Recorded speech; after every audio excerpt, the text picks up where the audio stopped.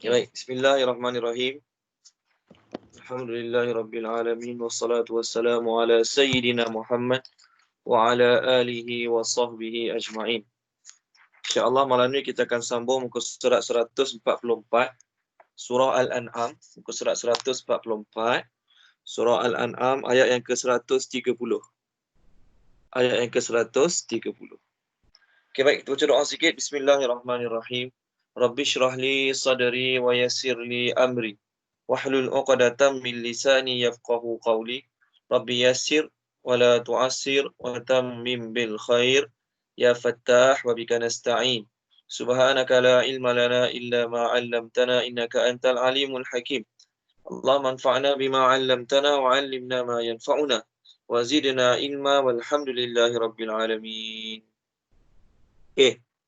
Ayat kita ini, ya ma'syaral jinni wal ins alam ya'tikum rusulun minkum yaqussuna 'alaikum ayati wa yunzirunakum liqa'a yaumikum hadza qalu syahidna 'ala anfusina. Ya ma'syara, wahai golongan. Ya ma'syara, wahai golongan. Ustaz nombor berapa tadi? 130. Oh, okey. Ayat 130. Muka surat 144 ayat 130. Ya ma'syara, wahai golongan. Okey. Golongan, kumpulan, semua bolehlah. Perkataan ma'syara ni dia berasal perkataan asyarah, 10. Asyarah 10, ma'syarah banyak yang 10, 10, 10 jadi ramailah. Dia ma'syara, wahai golongan al-jin, jin. Wahai golongan jin, dan al-ins, manusia. Wahai golongan jin dan manusia. Itu maksud ayat ni. Alam, adakah tidak ataupun tidakkah? Terjemah alam, adakah tidak ataupun tidakkah? Okey. Ya'tikum, datang kepada kamu. Tidakkah datang kepada kamu?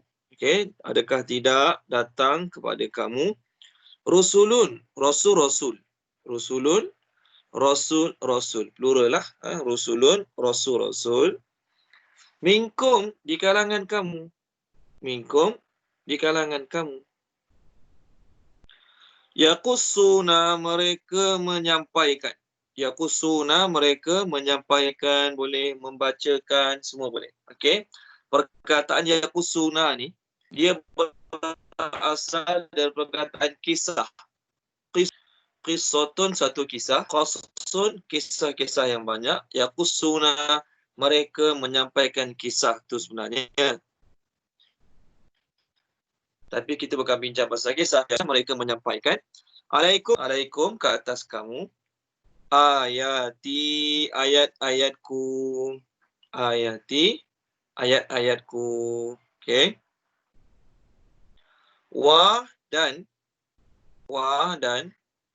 yunzirunakum, mereka memberi peringatan kepada, mereka memberi ancaman kepada kamu. Yunzirunakum, mereka memberi ancaman kepada kamu. Maksudnya, tidakkah datang kepada kamu rasul-rasul aku? Mereka menyampaikan kepada kamu ayat-ayat aku. Dan tidakkah mereka memberi ancaman kepada kamu? Itu maksud ayat ni. Itu makna ayat kita hari ni. Okey?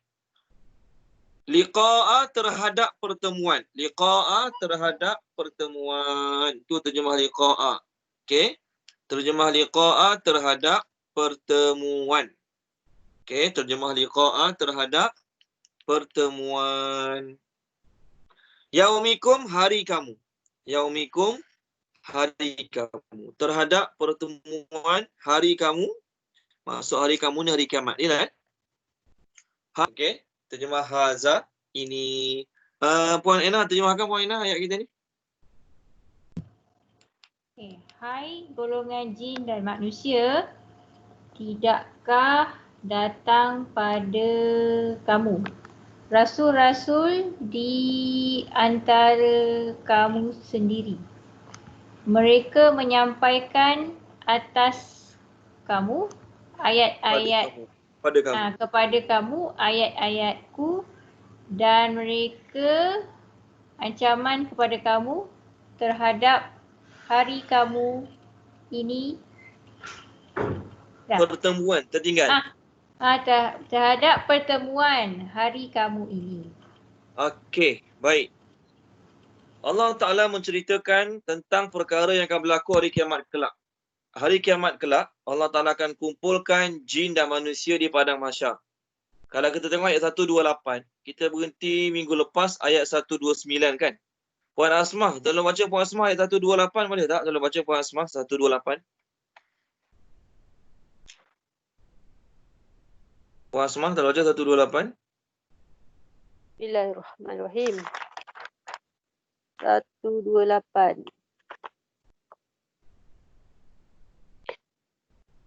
Dan pada hari dia mengumpulkan mereka kesemuanya. Lalu dia berkata, wahai golongan jin, sesungguhnya kamu telah menyesatkan ramai daripada manusia dan telah berkata teman-teman mereka daripada golongan manusia. Wahai Tuhan kami, telah mengambil manfaat oleh sebahagian kami dengan kami sebahagian yang lain dan kami telah sampai kepada tempoh kami yang engkau telah tentukan bagi kami. Okey, cukup tu. Ayat 128, Allah Ta'ala cakap, hari kiamat nanti di padang mahsyar, Allah Ta'ala kumpul jin dan manusia. Jin dan manusia berkumpul di padang mahsyar. Ayat ini juga dalil bahawasanya syaitan tu mana syaitan? Kalau ikut ayat ni, Allah kumpulkan jin dan manusia je, syaitan mana syaitan? Jin tu lah syaitan yang jahat-jahat. Manusia jahat tu lah syaitan. Kalau Allah ada makhluk lain selain jin dan manusia, ada syaitan lagi. Maksudnya Allah kata, Allah kumpulkan jin, manusia, syaitan satu golongan lagi. Tak ada apa syaitan. Di ayat ini dalil bahawasanya, antara dalil-dalil bahawasanya, syaitan tu tidak wujud dalam bentuk jisim. Syaitan tu hanyalah bentuk sifat. Jin yang jahat Allah Ta'ala panggil syaitan. Manusia yang jahat pun Allah Ta'ala panggilnya dengan panggilan syaitan. Cuma umumnya, kebanyakannya syaitan-syaitan dimaksudkan oleh ayat Allah dalam Quran ni adalah syaitan golongan jin. Okey, baik. Jadi Allah Ta'ala bersoal jawab dengan jin dan manusia yang engkar, yang kafir di kiamat kelak. Apa tujuan dia? Tujuan Allah Ta'ala soal jawab ni untuk mencela mereka, untuk buat mereka rasa lebih bersalah lagi, untuk buat mereka lebih menyesal lagi. Walhal Allah Ta'ala boleh je bangkitkan orang kafir, confirm kafir masa kat dunia dulu, masuk neraka terus lah, boleh je. Tapi soal jawab ni, sengaja Allah Ta'ala buat di akhirat kelak, untuk buat mereka rasa lebih menyesal, lebih terhina, lebih rasa bersalah, lebih rasa tak berguna. Ayat kita hari ni, Allah Ta'ala akan tanya. Jadi, Allah Ta'ala tanya ni maksudnya, Allah suruh malaikat tolong tanya. Kerana ke akhirat, Allah Ta'ala tak ingin pun nak bercakap-cakap dengan orang kafir. Jadi Allah suruh malaikat tanya, wahai golongan jin manusia yang akan dimasukkan ke neraka ni, kat dunia dulu tak ada ke rasul-rasul di kalangan kamu yang datang kepada kamu, yang menyampaikan kepada kamu ayat-ayat Allah? Kat dunia dulu tak ada ke rasul-rasul aku, nabi-nabi aku yang datang kepada kamu? Mereka memberi ancaman kepada kamu tentang hari ni, hari kiamat ni yang kamu sedang berada ni? Soalan ni Allah Ta'ala suruh malaikat tanya, Allah Ta'ala nak jawapan ke? Allah tak nak jawapan. Sebab Allah memang dah tahu, aku hantar Nabi, aku hantar Rasul. Takkan aku tak tahu? Takkanlah Nabi aku tak jalankan tugas? Takkanlah Rasul aku tak jalankan tugas? Aku tahu sangat. Cuma soalan-soalan yang ditanya ni, untuk buat mereka rasa lebih bersalah. Pelajar-pelajar kena tangkap kat sekolah sebab isap rokok. Contohlah. Tak ada sekolah dalam dunia bagi pelajar isap rokok. Contoh. Pelajar-pelajar ditangkap oleh pihak guru-guru ke pihak pengurusan sekolah kerana isap rokok. Maka tanya dia, awak tak tahu ke? Kat sekolah ni tak boleh isap rokok. Awak tak pernah baca undang-undang ke? Mak ayah awak tak beritahu ke? Jadi soalan-soalan macam tu, soalan sebenarnya tak patut ditanya pun. Sebab memang mana-mana pelajar masuk sekolah, dia mesti tahunya kat sekolah tu tak boleh isap rokok. Sekolah agama ke, sekolah biasa ke, tak kisah. Pelajar agama ke, pelajar akademik ke, semua tahu tak boleh isap rokok.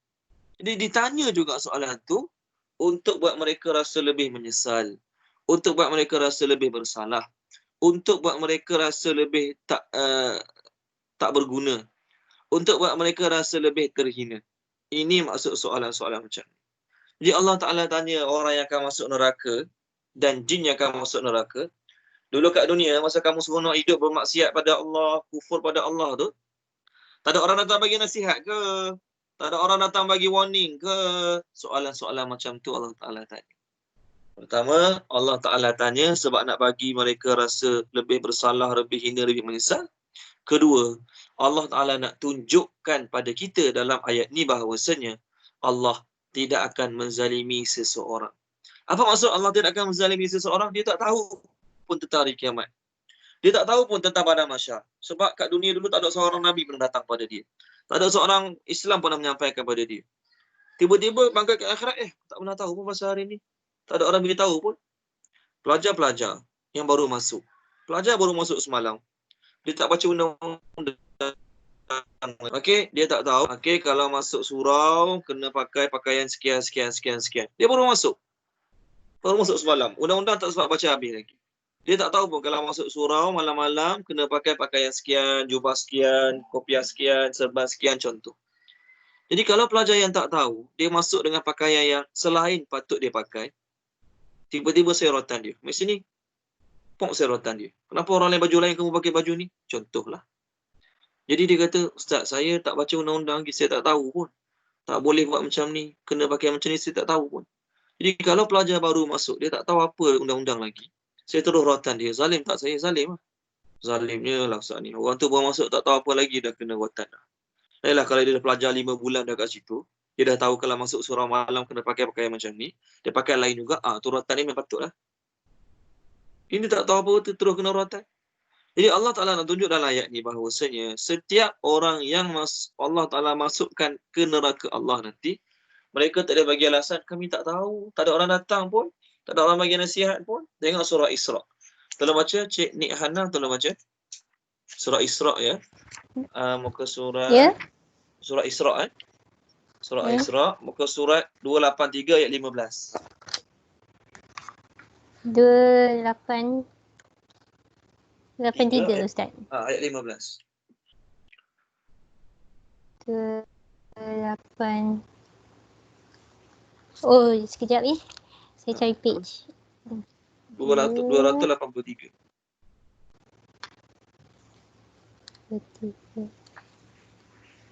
Okey, ayat 15. Auzubillahiminasyaitanirrajim. Barang siapa yang mengikut hidayah Allah, maka sesungguhnya dia berbuat itu untuk keselamatan dirinya sendiri.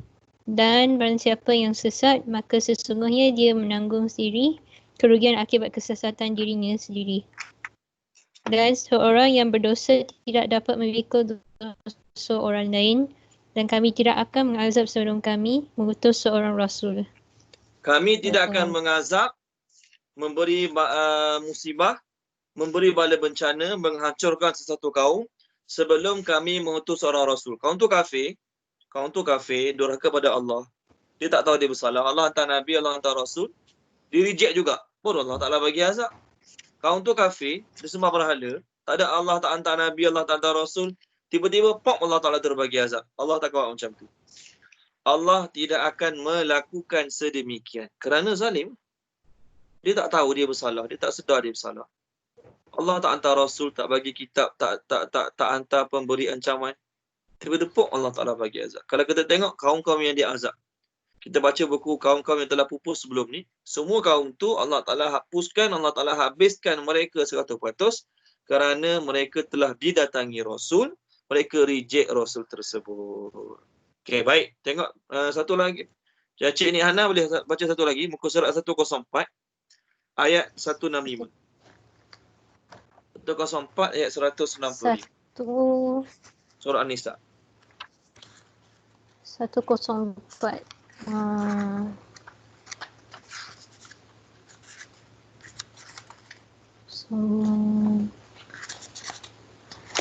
Ayat 65. Ayat 165. 165. Auzubillahiminasyaitanirrajim. Rasul-rasul itu merupakan pembawa berita gembira dan pemberi peringatan agar tidak ada alasan bagi manusia untuk membantah Allah setelah rasul-rasul itu diutus. Sesungguhnya Allah Maha Perkasa lagi Maha Bijaksana. Okey, baik. Allah hantar Rasul, tugas mereka beri berita gembira. Siapa beramal soleh, buat baik masuk syurga. Siapa memberi ancaman. Siapa ingkar, siapa lawan, siapa menentang akan masuk neraka. Apa tujuannya? Supaya manusia tidak memberi alasan ada hujah ke atas Allah.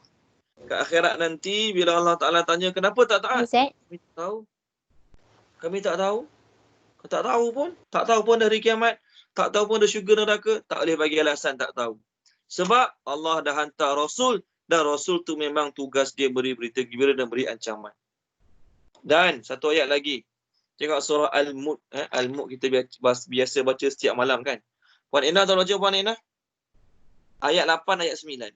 10, 11. 8, 9, 10, 11. Allah cerita tentang ahli neraka sebelum dia masukkan ke dalam neraka. sekejap ya. 562 surah Al-Mulk.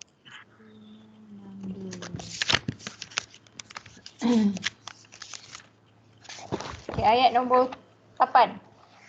Ya, 8, 9, 10, 11. Okey. Hampir meledak kerana marah.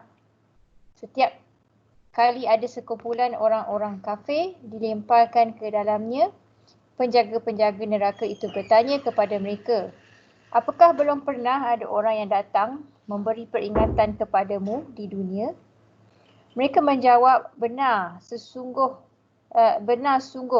Seorang pemberi peringatan telah datang kepada kami, tetapi kami mendustakannya. Dan kami katakan, Allah tidak menurunkan sesuatu apa pun. Kamu sebenarnya di dalam kesesatan yang besar. Dan mereka berkata, sekiranya dahulu kami mendengarkan atau memikirkan peringatan itu, tentulah kami tidak termasuk penghuni neraka yang menyala-nyala.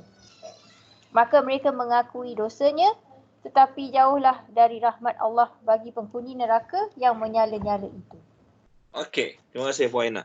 Ayat 8, Allah Ta'ala kata, setiap kali satu golongan, satu kumpulan nak dicampakkan oleh Allah ke dalam neraka, Allah suruh malaikat tanya, alam ya'tikum nazir.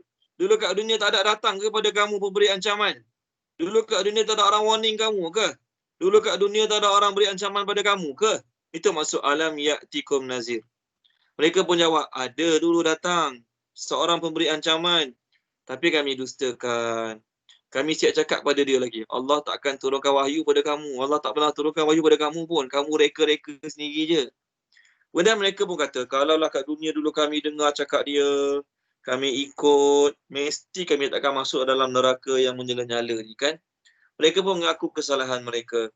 Tapi mengaku ke akhirat sia-sia. Allah Ta'ala kata, mereka tetap jauh daripada rahmat Allah Subhanahu wa Ta'ala. Jadi soalan-soalan ni Allah tanya dua sebab. Pertama, kerana Allah nak buat mereka rasa terhina, menyesal, bersalah sangat. Yang kedua, Allah nak tunjuk Allah tidak akan mengazab orang yang tak bersalah. Allah tidak akan mengazab orang yang tak pernah didatangi Rasul, tak pernah didatangi nasihat, tak pernah didatangi ancaman pada dia. Tiba-tiba dia terus kena masuk neraka. Tak tahu pun bersalah. Tak tahu pun bersalah. Boleh. Okey, baik. Tetapi, timbul pula soalan. Bagaimana dengan orang-orang yang dia tak duduk dalam hutan belantara kat Brazil, hutan belantara kat Amazon ke? Tak tahu pun tentang adanya kiamat, tak tahu pun tentang adanya Allah Subhanahu Wa Taala. Maka untuk mereka yang zaman sekarang ni ada dua pendapat. Tiga pendapat. Pendapat pertama, mereka tetap tak selamat. Kerana mereka tu Allah Ta'ala lahirkan kafir dan mati dalam keadaan kafir juga. Kerana Allah Ta'ala tahu mereka tu sekiranya datang pemberi peringatan, pemberi ancaman, tetap pilih kafir juga. Ini pendapat yang pertama. Pendapat kedua yang lembut sikit, mereka kata mereka akan selamat. Mereka akan selamat. Sebab mereka tak pernah didatangi Rasul. Mereka tak pernah didatangi seorang Nabi pemberi ancaman pun. Takkan Allah Ta'ala nak azab mereka. Ini pendapat yang kedua. Pendapat ketiga ialah mereka ke akhirat kelak akan diuji oleh Allah Subhanahu wa Ta'ala. Allah Ta'ala akan uji balik mereka. Okey, lalu Allah daripada ujian tersebut Allah Ta'ala akan tentukan mereka selamat tak selamat. Nabi sebut dalam sebuah hadis, arba'atun yumtahanuna yaumal qiyamah. 4 golongan akan diuji balik oleh Allah pada hari kiamat. Pertama, seorang lelaki yang tua sangat. Kedua, seorang lelaki yang pekak. Ketiga, seorang lelaki yang tak betul. Kepala otak dia tak betul. Dia macam tak normal kepala otak dia. Okey, rajulun ahmaq, dia macam bodoh, dungu. Yang keempat, rajulun mata fi fatrah. Rajulun yang hidup pada zaman fatrah.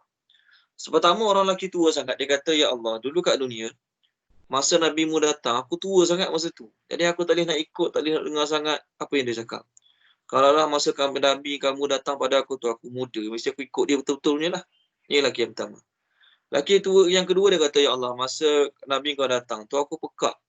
Aku buta. Jadi kalaulah masa tu aku tak pekak, tak buta, mesti aku ikutlah cakap dia ni. Ini yang kedua. Lelaki ketiga dia kata, ya Rasulullah. Dia kata, ya Allah, kat akhirat kelak lah, ya Allah. Aku ni dulu orang yang ahmak, bodoh, dungu. Sampai kanak-kanak ambil najis unta baling kat aku. Sebab kita kan biasa, kita tengok tempat-tempat mana-mana. Orang-orang yang tak betul ni, yang kurang normal ni, okey, biasa budak-budak akan ejek dia, akan main, dia akan baling-baling dia. Jadi dia kata, masa tu aku tak betul dungu. Kalaulah masa agama datang pada aku tu, Islam datang pada aku, Nabi datang pada aku tak dungu, mesti aku ikutnya lah. Kemudian datanglah yang keempat, orang lelaki yang hidup pada zaman fatrah. Itu zaman selepas kewafatan Nabi Isa sampailah sebelum kelahiran, sebelum Nabi Muhammad dilantik menjadi Rasul. Antaranya siapa? Ibu bapa Nabi SAW.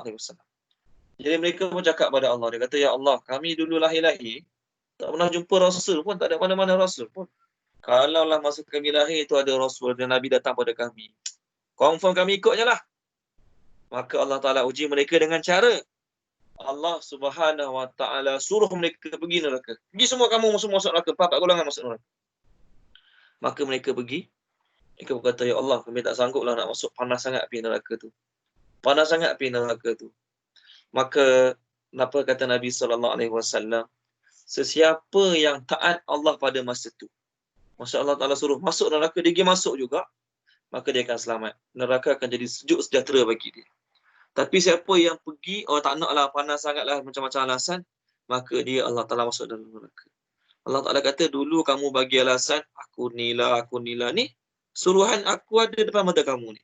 Suruhan aku ada depan mata kamu ni. Allah Ta'ala nak tengok kamu tak ke tak taat. Jadi ke akhirat bila terbukti mereka tak taat, ke akhirat bila terbukti mereka tidak taat, maka mereka akan kena masuk dalam neraka Allah Ta'ala.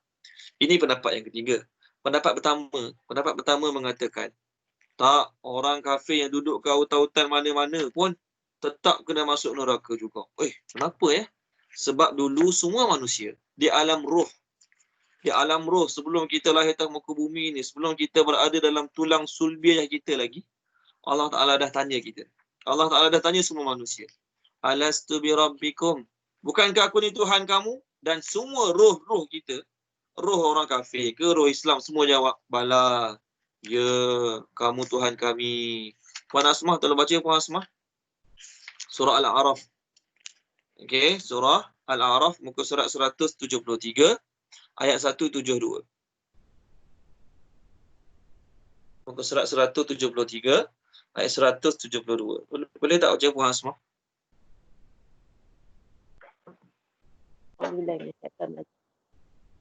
Dan ingatlah ketika Tuhanmu mengeluarkan dari sulbi tulang belakang anak cucu Adam, keturunan mereka, dan Allah mengambil kesaksian terhadap roh mereka seraya berfirman, bukanlah aku ini Tuhanmu.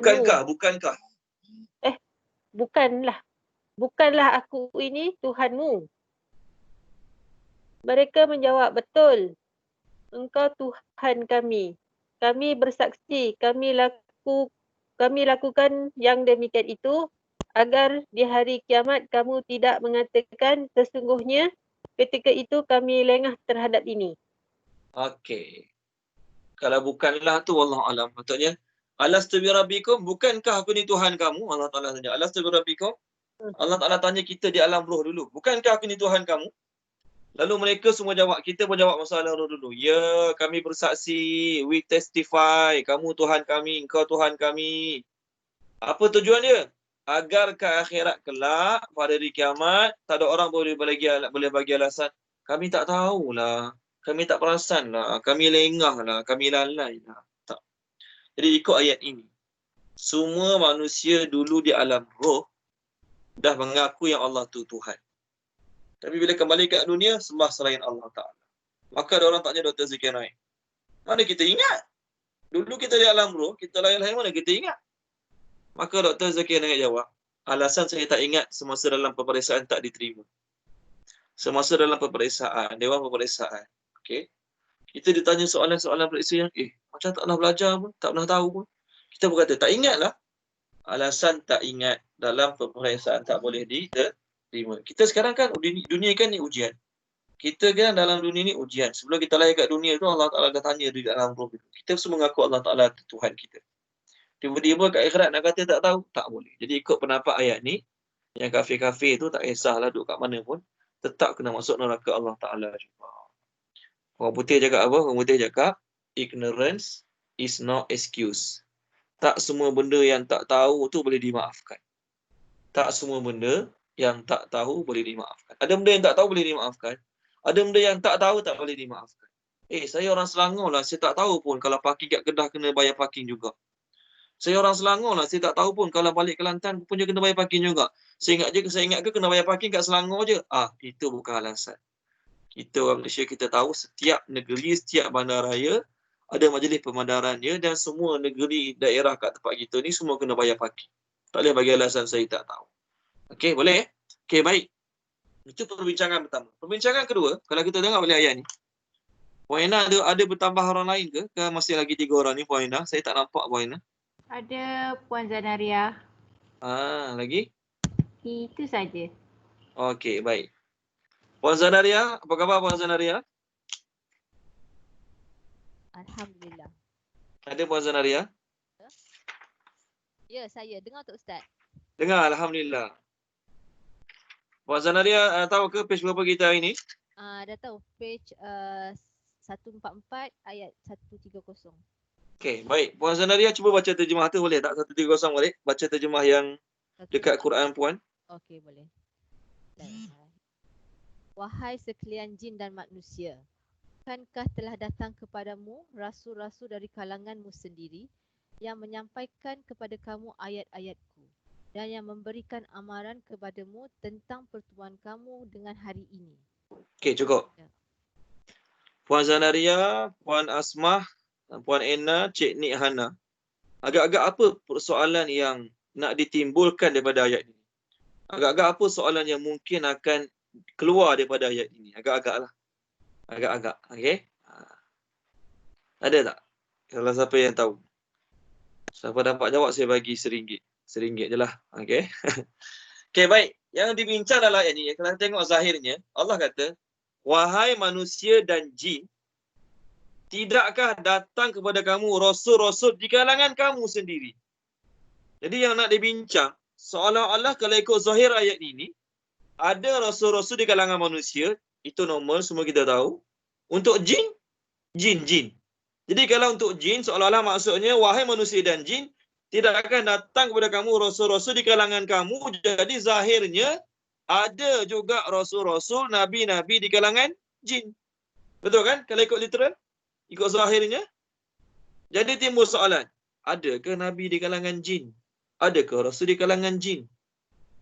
Maka oleh kerana itu Ibnu Abbas radhiyallahu anhu dia kata, ada rasul-rasul di kalangan jin, cuma rasul-rasul di kalangan jin tu adalah rasul yang sangat sedikit. Dia kata ada rasul di kalangan jin, cuma rasul di kalangan jin tu sangat sedikit. Ini pendapat Ibnu Abbas radhiyallahu anhu. Ibnu Jarir pun cakap macam tu juga. Dalil dia ayat ni lah. Cuma pendapat mereka ni pendapat yang perlu diteliti semula. Ulama Jumhur ulama kata tidak ada seorang pun rasul di kalangan jin. Semua rasul-rasul di kalangan manusia. Tidak ada seorang rasul pun di kalangan jin. Apa dalil kita? Tengok dalil kita muka surat 104.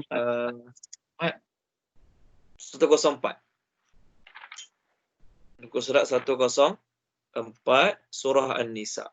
Boleh? Ini dalil-dalil yang kita nak bincang bahawasanya nabi-nabi sebelum ni tidak ada bukan sebelum ni lah. Tidak ada seorang nabi pun yang berasal di kalangan jin. Semua nabi-nabi di kalangan manusia. Okey. Tengok muka surat 104. Puan Asmah, tolong baca Puan Asmah 104 ayat atas sekali. Bismillahirrahmanirrahim. Sesungguhnya kami mewahyukan kepadamu, yakni Muhammad, sebagaimana kami telah mewahyukan Nuh dan nabi-nabi setelahnya. Dan kami telah mewahyukan pula kepada Ibrahim, Ismail, Ishak, Yakub dan anak cucunya Isa, Ayub, Yunus, Harun dan Sulaiman. Dan kami telah memberikan kitab Zabur kepada Daud. Okey. Dalam ayat tu ada tak nama jin? Dalam ayat tu Allah katakan Nabi Muhammad, kami telah wahyukan kepada kamu wahai Muhammad sama sebagaimana wahyu kami bagi pada Nuh, pada Ibrahim, pada Ismail, pada Ishak, pada Yakub, cucu-cucu Nabi Yakub, Nabi Isa, Nabi Ayub, Nabi Yunus, Nabi Harun, Nabi Sulaiman, Nabi Daud. Allah Ta'ala hanya sebut nama-nama manusia. Allah Ta'ala tak sebut pun salah seorangnya Nabi di kalangan jin, nama sekian-sekian. Tak ada pun. Ini dalil pertama. Dalil kedua, Puan Asmah tolong teruskan baca muka surat 248 ayat 109.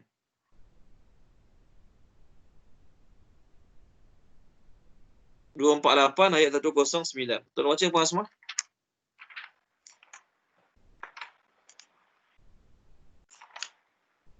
Puan Asmah ada?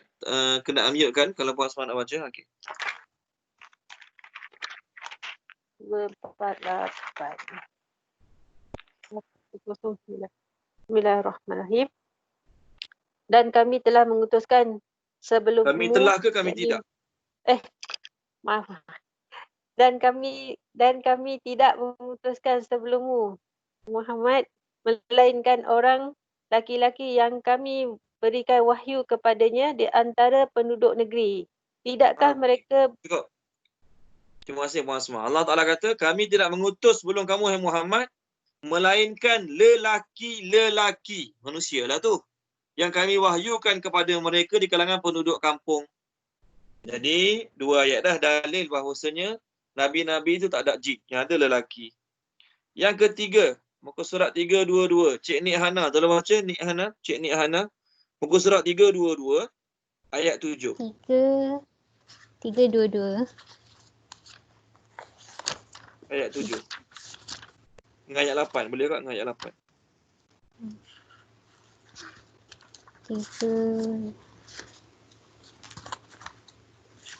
322 ayat 7 dan 8. Ya. Auzubillah. Kami tidak mengutus rasul-rasul sebelum kamu Muhammad, melainkan beberapa orang lelaki yang kami beri wahyu kepada mereka.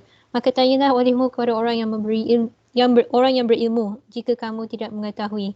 Dan kami tidak menjadikan mereka rasul-rasul suatu tubuh yang tidak memakan makanan dan mereka tidak pula hidup kekal. Dia suruh baca dah ayat tu, ayat yang kau baca tu dia terjemahkan. Tu suara Abang Alim ke? Abang Alim? Dengar suara Abang Alim. Abang Alim ada ke?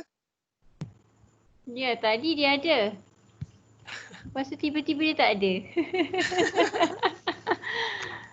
Okey, saya dengar suara dia 2-3 kali tadi. Ya, dia ada masuk dalam 10 minit tadi. Oh, ya ke? Ya. Okey, baik. Tak apa, satu ayat lagi. Puan Ina, tolong baca satu ayat lagi. Muka surat 361 ayat 20. 361 ayat 20. Puan Ina, tolong baca. Ya, ayat 20 ya. Dan kami tidak mengutus rasul-rasul sebelummu, Muhammad, melainkan mereka pasti memakan makanan dan berjalan di pasar-pasar. Dan kami jadikan sebahagian kamu sebagai cubaan bagi sebahagian yang lain. Mahukah kamu bersabar? Dan Tuhan Maha melihat. Allah Ta'ala kata, kami tidak utus sebelum kamu seorang rasul pun, melainkan rasul tu mesti dia makan makanan dan berjalan kat pasar-pasar. Jadi jin makan juga makanan dia. Tapi ada nampak jin jalan kat pasar? Kita tak nampak jin jalan kat pasar kan? Jadi ayat 20 ni nak tunjukkan bahawasanya Rasul-rasul semuanya manusia macam kita juga. Dan bukan sekadar di kalangan jin tak ada rasul, di kalangan malaikat pun tak ada rasul. Sorry, tidak ada seorang rasul pun di kalangan malaikat. Dia malaikat, dia jadi rasul tak manusia, tak ada. Pun tak berlaku juga. Tengok muka surat 291. Kalau baca Puan Zanaria, muka surat 291 surah Isra. Kita nak baca surah Isra 291. Surah Al-Isra. Okey, muka surat 291 ayat 94 95. Puan Zanaria, tolong baca. 94 95 Ustaz. Okay, bismillahirrahmanirrahim. Dan tidaklah yang menghalangi manusia dari beriman ketika datang kepada mereka petunjuk, melainkan mereka berkata dengan hairan, patutkah Allah mengutus seorang manusia biasa menjadi rasul? Katakanlah, jika ada di bumi malaikat yang berjalan dan tinggal di dalamnya, tentulah kami akan turunkan kepada mereka dari langit rasul dari malaikat. Okey. Orang kafir kata, musyrikin Quraisy kata, takkanlah Allah Ta'ala pilih manusia biasa jadi rasul. Kalau Allah nak pilih rasul, mesti Allah pilih di kalangan malaikat yang hebat, boleh terbang, boleh gigulu kilir, boleh buat apa saja. Ini Allah pilih orang makan nasi macam kita juga. Allah pilih orang yang tidur bangun macam kita juga. Allah pilih orang yang berjalan kaki macam kita juga. Patutnya kalau Allah nak pilih Nabi dan Rasulullah, pilih malaikat lah. Allah Ta'ala jawab, kalau yang berjalan kat muka bumi ni malaikat. Kalau yang berjalan, kahwin, ada anak, hantar anak sekolah, kat muka bumi ni malaikat. Barulah Allah hantar malaikat juga sebagai Rasul. Allah Ta'ala tak akan hantar lain jenis. Sebab katakanlah kita manusia, Allah Ta'ala hantar Rasul tu malaikat. Kita akan bagi alasan, awak bolehlah, awak malaikat, awak tak payah bayar bil, awak tak payah naik kenderaan, awak tak perlu makan, tak perlu minum, tak perlu kahwin, tak perlu macam-macam, awak malaikat, awak senang beramal. Kami ni manusia, kena tu, kena ni, kena buat tu, kena buat ni, nak tu, nak ni, susah nak beramal.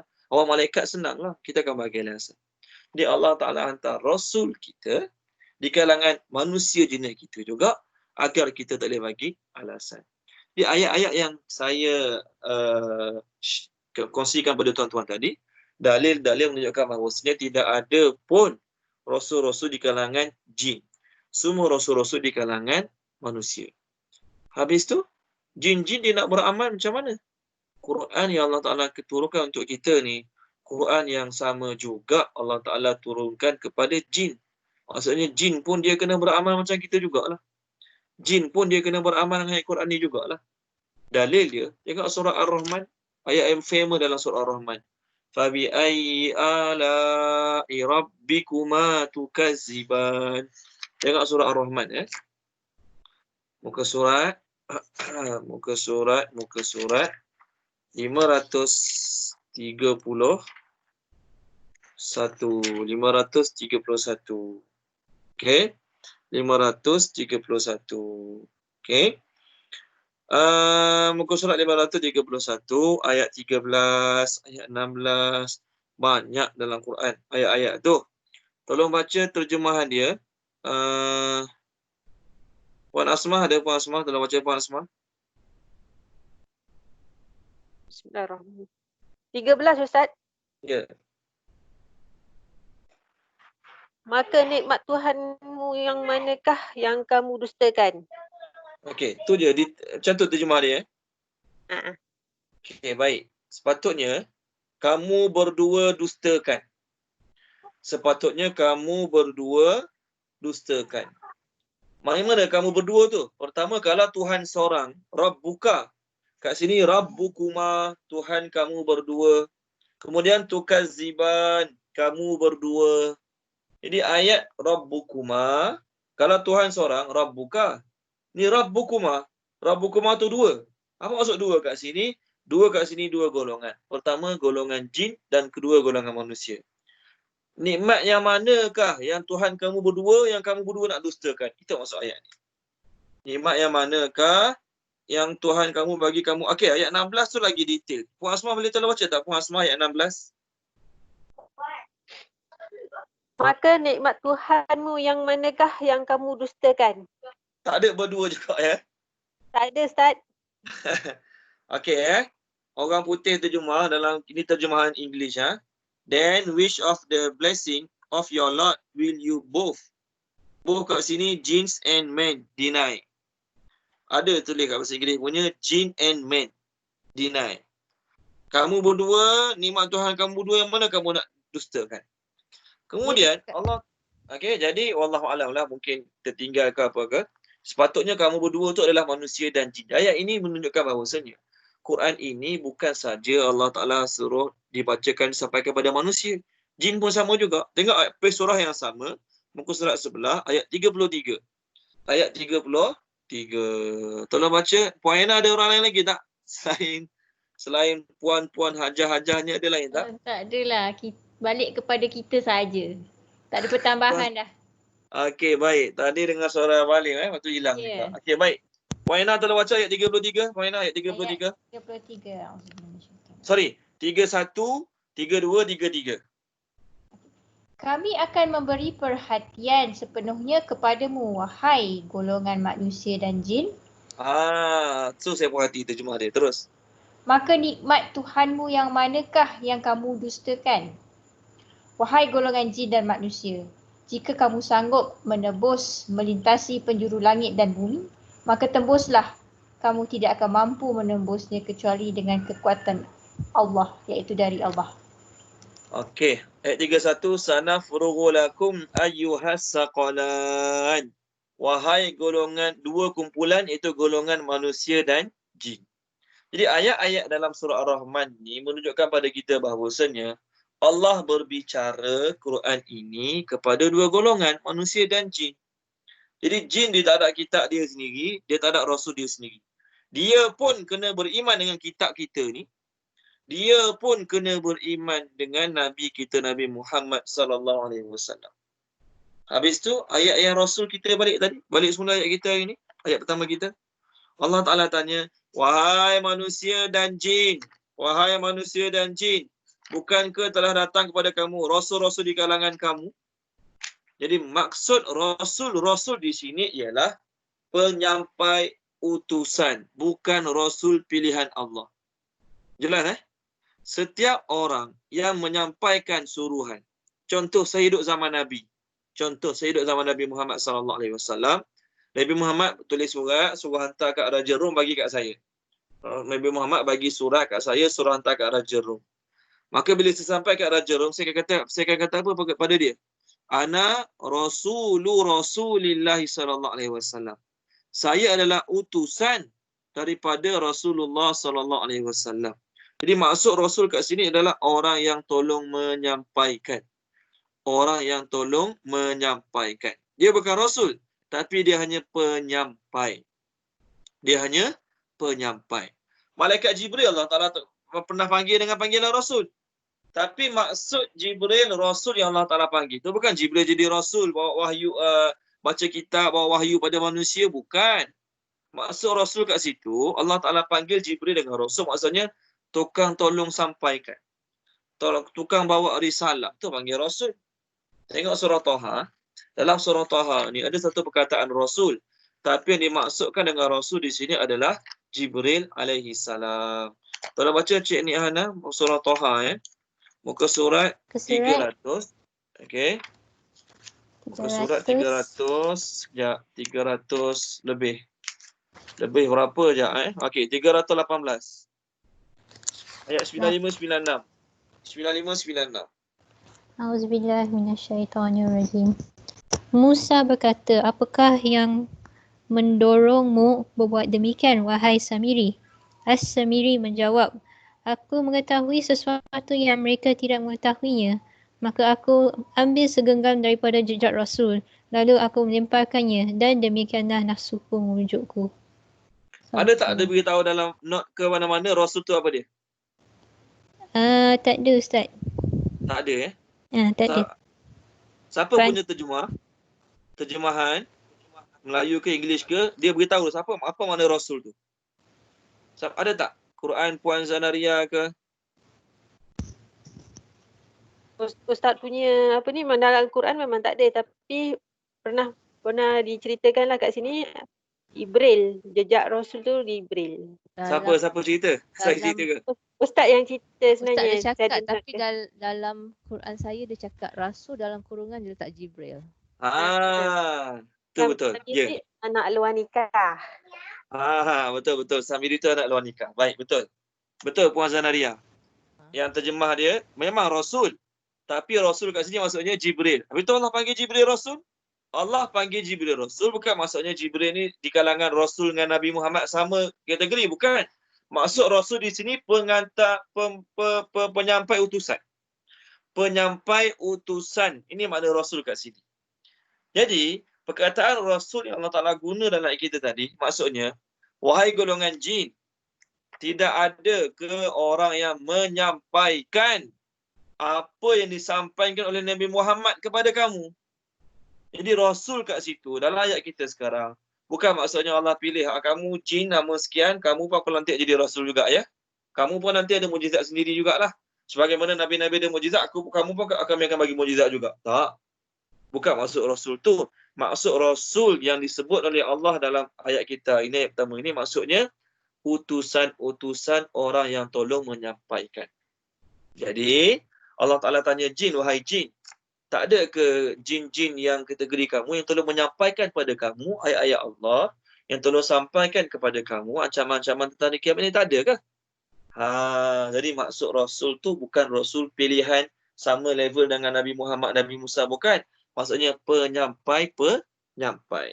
Okey, baik. Tengok dalam surah Yasin ya, dalam surah Yasin. Dalam surah Yasin, qala ya qaum 441 page 441 tak silap saya. Wadrib lahum masalan ashabal qaryati iz ja'ahal mursalun. إذ أرسلنا إليهم اثنين فكذبوهما فعززنا بثالث فقالوا إنا إليكم مرسلون. Okey, muka surah 441 ayat 13 ayat 14. Tolong baca Puan Zanaria, boleh tak? Surah Yasin.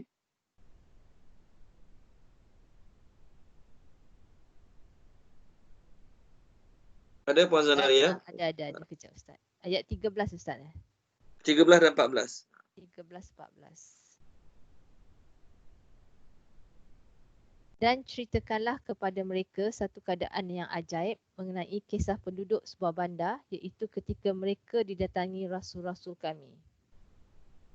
Ketika kami utus kepada mereka 2 orang rasul, lalu mereka mendustakannya. Kemudian kami kuatkannya dengan rasul yang ketiga.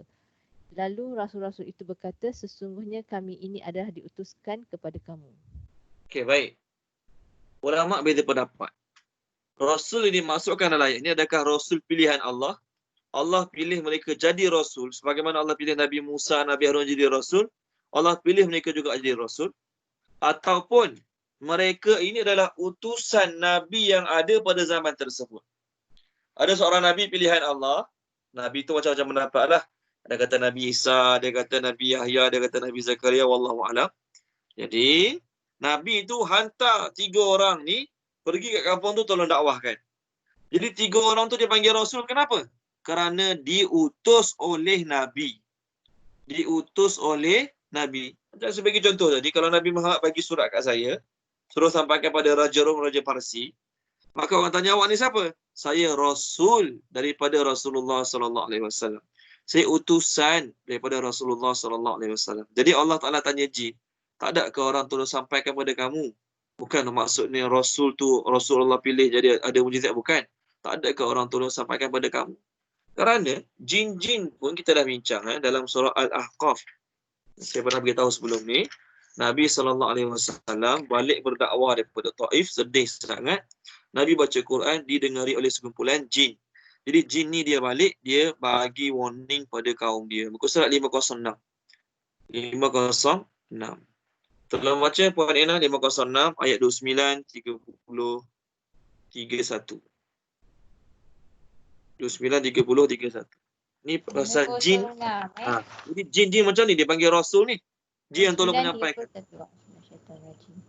Dan ingatlah ketika kami hadapkan kepadamu Muhammad SAW serombongan jin yang mendengarkan bacaan Al-Quran. Maka ketika mereka menghadiri pembacaannya, mereka berkata, diamlah kamu untuk mendengarkannya. Maka ketika telah selesai, mereka kembali kepada kaumnya untuk memberi peringatan. Mereka berkata, kaum kami, Sungguh kami telah mendengarkan kitab Al-Quran yang diturunkan setelah Musa, membenarkan kitab-kitab yang datang sebelumnya, membimbing kepada kebenaran dan kepada jalan yang lurus. Wahai kaum kami, terimalah seruan orang Muhammad SAW yang menyeru kepada Allah dan berimanlah kepadanya, nescaya dia akan mengampuni dosa-dosamu dan melepaskan kamu dari azab yang pedih. Okey. Ni jin-jin ni, jin-jin yang baik ni, dia dengan Nabi SAW baca Quran, lalu ayat-ayat yang dia dengar tu dia sampaikan pada jin-jin yang lain.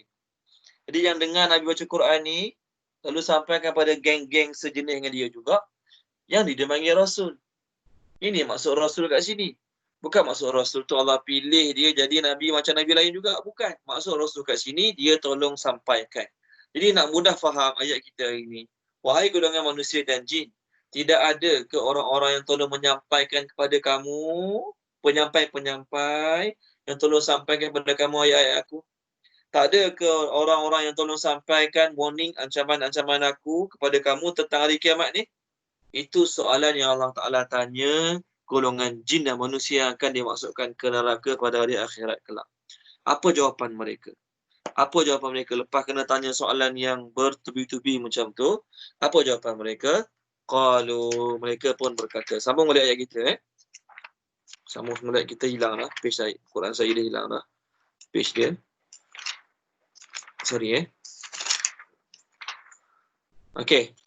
Qalu, mereka telah berkata, Qalu sambung, Qalu, mereka telah berkata, syahidna, kami telah bersaksi, terjemah syahidna, kami telah bersaksi ala ke atas anfusina, diri-diri kami. Anfusina, diri-diri kami. Wa dan gharrashum, telah menipu mereka. Deceive them.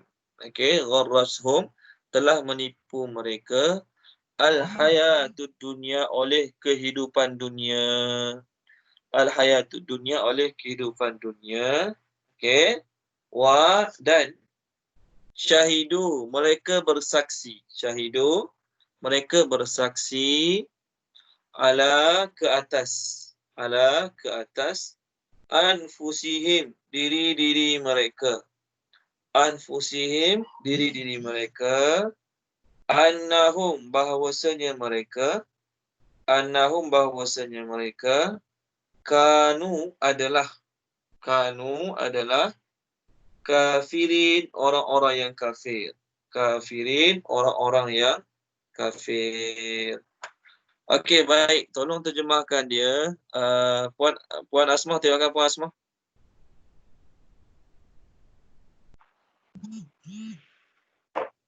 Ustaz ada gangguan sikit Ustaz.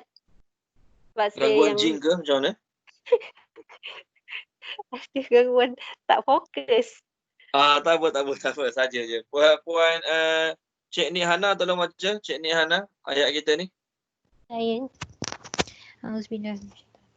Mereka telah berkata, kami telah bersaksi ke atas diri-diri kami dan telah menipu mereka oleh kehidupan dunia, dan mereka bersaksi ke atas diri-diri mereka bahawasanya mereka adalah orang-orang yang kafir. Apa maksud ayat ni?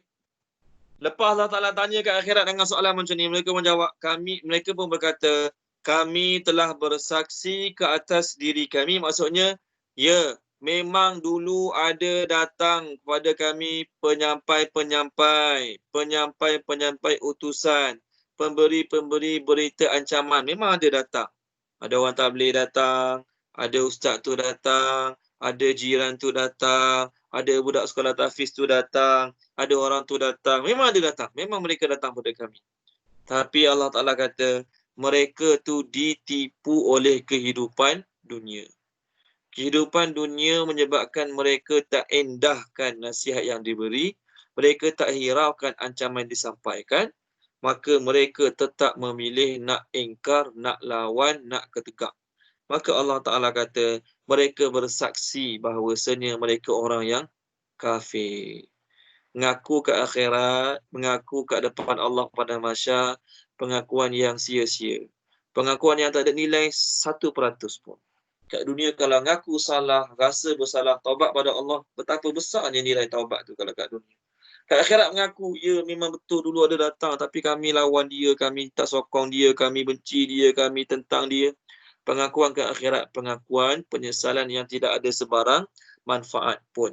Jadi apa poin kat sini Allah Ta'ala kata? Poinnya, mereka tu tak nak dengar nasihat Nabi, tak nak dengar nasihat Rasul sebab ditipu oleh kehidupan dunia. Ini Allah cerita tentang orang kafir. Orang Islam tahu tak ada akhirat? Tahu. Tahu tak ada syurga neraka? Tahu. Tahu tak kalau tak semayang kena masuk neraka? Tahu. Tahu tak kalau ambil rasuah kena masuk neraka kalau tak taubat? Tahu. Tahu tak kalau zina kena masuk neraka? Tahu. Tahu tak kalau minum arak kena masuk neraka? Tahu. Semua tahu. Tetapi kenapa masih buat? Kenapa masih tak tunaikan perintah Allah? Kenapa masih seronok buat larangan Allah? Jawapan dia ni, kerana kehidupan dunia telah menipu kita. Kita rasa kita lama lagi hidup. Kita rasa tak apa sebab taubat, buat dosa malam ni, esok sebab taubat lagi. Macam-macam perasaan tu datang. Okey, tak apa kita muda lagi, nanti lepas pencen kita berbanyakkanlah amal. Jadi ini semua penipuan-penipuan dunia yang menyebabkan manusia tidak hiraukan nasihat-nasihat, manusia tidak hiraukan ayat-ayat Allah, manusia tidak hiraukan ancaman-ancaman Allah. Betul kan? Apa dia ancam oleh manusia, kita nampak, kita akan takut. Tapi apa yang dia ancam oleh Allah dalam Quran, kita tak nampak. Maka kita tak rasa bersalah pun kalau tak tutup aurat. Kita tak rasa bersalah pun kalau ambil benda haram, buat benda haram. Sebab tak nampak. Tapi kalau tak pakai mask, kena denda 1,000, kita nampak. Betul kan? Ini tersebar 2-3 hari ni. Kalau tak pakai mask, keluar rumah, terus balik lah. Sebab rasa bersalah sangat, takut kena 1,000. Sebab nampak nilai dia tu. Kesan dia kat dunia nampak. Tapi tak tutup aurat, tak semayang, tak ada kelang kabut pun nak balik. Tak ada kelang kabut pun nak taubat. Sebab tak nampak kesan dia di dunia ni. Sebab apa? Sebab kena tipu dengan kehidupan dunia. Ayat seterusnya, ayat akhir page ni. Zalika demikian itu. Zalika demikian itu. Okay. An kerana. Biasaan bahawa kan kat sini an kerana. Demikian itu kerana lam tidak. Lam tidak. Okay. Yakun akan. Tidak akan. Demikian itu kerana tidak akan Rabbuka Tuhanmu. Rabbuka Tuhanmu. Okay. Muhlika membinasakan. Muhlika membinasakan. Destroy. Al-Qura kampung-kampung. Tuhanmu tidak akan membinasakan kampung-kampung. Dengan zulmin, kezaliman. Kezaliman. Sedangkan ahluha, penduduknya. Ahluha, penduduknya. Okey. Ahluha, penduduknya. Ghafilun. Berarti ghafilun, orang-orang yang tidak mengetahui. Ghafilun, orang-orang yang tidak mengetahui, tak sedar, tak perasan, tak tahu, tak masuk kat sini. Okey. Dalam bahasa Inggeris terjemah unaware. Unaware. Okey. Okey, baik, terjemahkan dia. Puan Zanaria, terima kasih Puan Zanaria ayat terakhir page ni. Bismillahirrahmanirrahim. Demikian itu kerana tidak akan Tuhanmu membinasakan kampung-kampung dengan kezaliman, sedangkan penduduknya orang-orang yang tidak mengetahui. Okey, baik. Ini sudah terangkan tadi. Kenapa Allah Ta'ala tanya juga ke akhirat? Sebab Allah tidak akan menzalimi seseorang pun penduduk bumi ni yang mana dia tak tahu. Dia tak tahu. Tak tahulah, tak ada Nabi datang pun, tak ada orang sampaikan pun, tak ada orang dakwah pun, tak ada orang cerita pun, dia tak tahu. Jadi Allah Ta'ala tidak akan menzalimi sesuatu kampung, sesuatu penduduk, satu golongan manusia, satu golongan jin, sedangkan mereka orang-orang yang tidak mengetahui. Jadi setiap orang yang kena masuk neraka ke akhirat kelak, tak boleh bagi alasan tak tahu. Kerana ayat-ayat Allah aku dah sampaikan, ayat-ayat Allah aku dah suruh Nabi sampaikan, Nabi dah wafat, walaupun Nabi Muhammad dah tak ada, sahabat-sahabat masih sampaikan. Okey, siapa lagi? Pendakwah-pendakwah, ustaz-ustaz, penceramah-penceramah, mereka semua telah sampaikan. Jadi setelah mereka sampaikan, kamu tak boleh bagi alasan tidak tahu. Boleh Okey, baik, ayat baru, ayat seterusnya. Wa dan. Okey. Li bagi. Kullin setiap manusia. Kullin setiap, maksud setiap tu setiap manusia lah, senang. Kita terjemah for everyone kat sini. Li bagi kullin setiap. Maksud setiap kat sini setiap manusia. Darajatun, ada darjat-darjat, ada tingkatan-tingkatan. Terjemah darajatun, ada tingkatan-tingkatan, some degrees, recompense rank. Kita terjemah, okay, some degrees ataupun recompense rank. Darajatun, tingkatan-tingkatan, darjat-darjat, mimma kerana apa yang. Okey, ataupun terjemah mimma daripada apa yang. Mimma daripada apa yang, kerana apa yang, berdasarkan apa yang, semua boleh. Okey, mimma kerana apa yang, berdasarkan apa yang, amilu mereka telah lakukan, mereka telah kerjakan. Terjemah amilu, mereka telah lakukan, mereka telah kerjakan. Boleh? Wa dan ma tidaklah Rabbuka Tuhanmu bi dengan ghafilin lalai amma terhadap apa yang daripada apa yang pun boleh, amma terhadap apa yang ya'malun mereka lakukan, mereka kerjakan, semua boleh. Okey, baik, ayat ni mungkin panjang sikit penerangan dia, tolong terjemahkan dia Puan Ena. Terjemahkan Puan Ena ayat 132 ni. Dan bagi manusia dan bagi setiap manusia. Ada tingkat-tingkat, ada darjat tingkat-tingkat kerana apa yang telah mereka kerjakan, dan tidaklah Tuhanmu dengan lalai terhadap apa yang mereka lakukan. Baik. Allah Ta'ala sebut dalam ayat ni, Allah kata bagi setiap manusia ada tingkatan-tingkatan tertentu. Dua pendapat. Pendapat pertama kat dunia dan kat akhirat. Kita semua sedia maklum, kat akhirat kelak, orang Islam, walaupun orang Islam masuk syurga, tetapi tahap orang Islam dalam syurga berbeza-beza. Ada syurga Firdaus, ada syurga bawah lagi, ada syurga yang paling kecil, ada syurga paling besar, ada syurga sederhana. Jadi ayat ni nak cerita tentang tingkatan-tingkatan manusia dalam syurga berbeza-beza, mimma amilu berdasarkan daripada apa yang mereka telah amalkan. Orang yang sembahyang banyak, zikir banyak, puasa banyak masuk syurga, tingkatannya dalam syurga tinggi sikit. Orang Islam masuk syurga juga, tapi dalam syurga dia orang dekat dunia dia sembahyang kurang sikit, kat dunia dia puasa juga tapi kurang sikit. Okey? Maka dia punya syurga rendah sikit. Baik. Dalam bahasa Arab, tingkatan-tingkatan menaik dipanggil darajat. Jadi tingkatan-tingkatan dalam syurga, makin tinggi syurga dipanggil darajat. Dalam bahasa Arab, tingkatan-tingkatan dalam neraka, tingkatan-tingkatan hina, lagi rendah, dia panggil dalam bahasa Arab dipanggil darokat. Nak tulis tak boleh. Kalau darajat, inilah dal, ra, jim, alif, ta. Darajat maksudnya tingkatan ke atas. Okey? Kalau periksa tu C naik ke B, naik ke A, itu darajat. Daripada C naik ke B, naik ke A, itu darajat.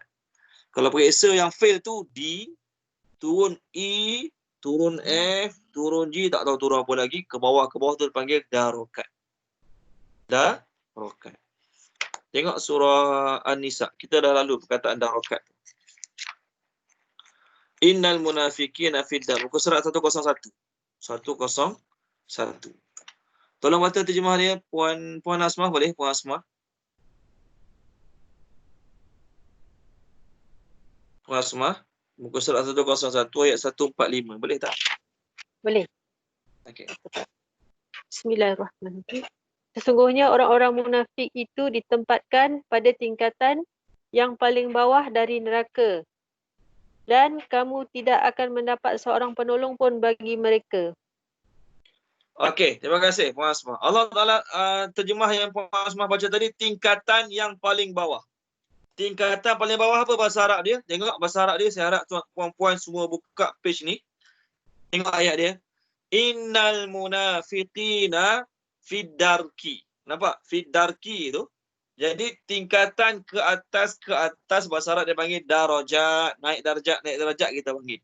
Kalau ke bawah dia panggil darakat. Dia panggil darakat.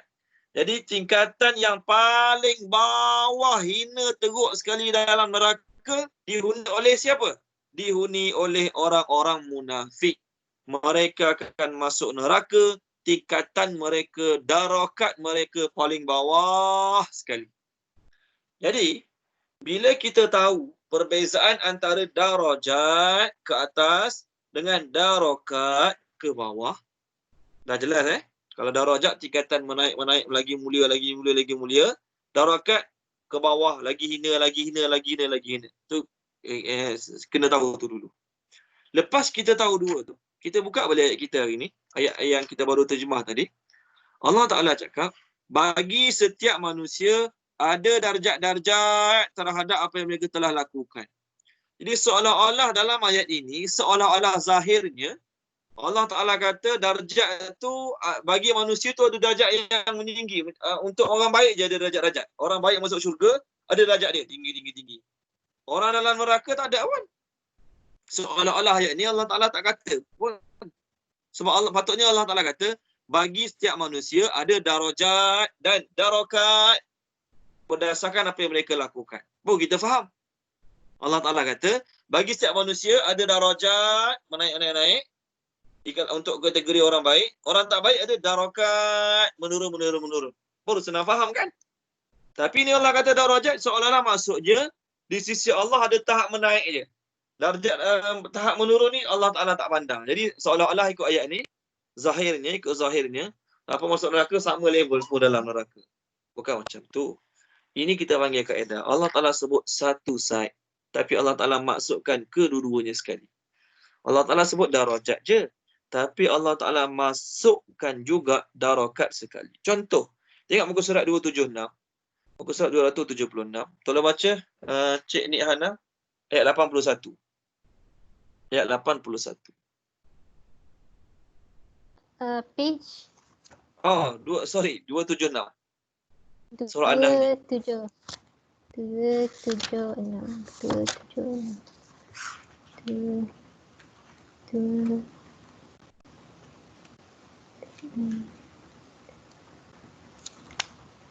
Okey. 276 ayat 81. Auzubillahiminasyaitanirrajim. Dan Allah menjadikan bagimu tempat bernaung daripada apa yang Dia telah ciptakan, dan Dia jadikan bagimu tempat-tempat tinggal di gunung-gunung, dan Dia jadikan bagimu pakaian yang memeliharamu daripada panas, dan pakaian baju besi yang memelihara kamu dalam peperangan. Demikian Allah menyempurnakan nikmat-Nya ke atas kamu agar kamu berserah diri kepadanya. Okey, terima kasih Cik Nik Hana. Orang lain? Puan Ena ke, Puan Asmah ke, Puan Zanaria ke, kalau dengar terjemah Cik Nik Hana tadi, Allah menjadikan bagimu pakaian-pakaian yang memelihara kamu daripada panas. Ada tak selain Cik Nik Hana, terjemah dia ada perkataan sejuk dalam ayat tu? Panas dan sejuk. Ada tak Quran siapa? Saya punya tiada. Muhammad Syarif sudah ada ya? Saya ada Ustaz. Ya, Quran siapa ada? Tu Tuan Haji Syarif ada ya, masya-Allah. Ya. Tuan Haji Syarif, apa khabar Tuan Haji Syarif? Alhamdulillah. Siapa tadi yang sihat Tuan Haji Syarif. Quran siapa kata yang ada sejuk tadi? Quran siapa ada sejuk tadi? Saya Zanaria. Puan Zanaria. Tolong terjemahkan ayat 81.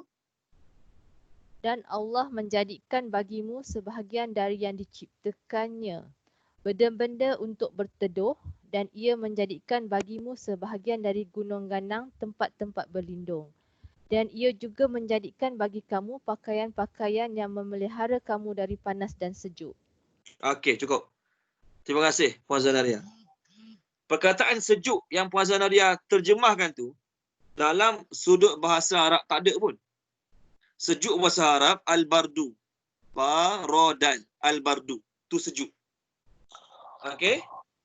Tapi dalam ayat tu tak ada perkataan sejuk pun. Allah Ta'ala kata, waja'ala lakum, tengok ayat dia, waja'ala lakum, baris kedua, iaitu baris kedua. Dia telah menjadikan lakum bagi kamu sarabil, pakaian-pakaian, taqikum, yang dapat menyelamatkan kamu, al-hara, daripada panas. Ikut ayat ni, Allah Ta'ala kata, Allah Ta'ala jadikan kamu pakaian-pakaian, jadikan untuk kamu pakaian-pakaian untuk melindungi kamu daripada panas. Sedangkan kita semua maklum, orang pakai baju sebab takut sejuk. Takut panas tu ya jugalah salah satu. Tapi kebiasaannya orang pakai baju, orang-orang yang ada 4 musim ni lah, sebab melindungi badan daripada sejuk. Tapi ini sebut panas je. Nampak? Allah Ta'ala hanya sebut side panas. Tak sebut sejuk pun. Tapi dalam terjemah Puan Zanaria tulis sejuk sekali. Kerana apa nak beritahu? Benda tu sudah maklum, diketahui. Ini panggil kaedah dia. Allah Ta'ala sebut panas saja. Sejuk pun termasuk. Walaupun tak disebut. Jelas Allah Ta'ala sebut perkataan panas je. Sejuk pun termasuk. Kerana sudah maklum, sudah diketahui. Memang orang pakai baju untuk pelihara diri dia, untuk protect dia daripada panas dan sejuk. Bukan protect daripada panas saja. Ke orang musim sejuk buka baju. Sebab baju tu untuk musim panas je. Tak. Orang pakai baju untuk lindungi diri, untuk lindungi tubuh dia, kulit dia daripada panas dan sejuk. Allah Ta'ala tak sebut sejuk pun. Jadi terjemah Puan Zanaria tu, terjemah yang bagi saya agak sempurna sikit. Sebab walaupun perkataan sejuk tidak ada dalam bahasa Arab, bukanlah sejuk tu tidak ada.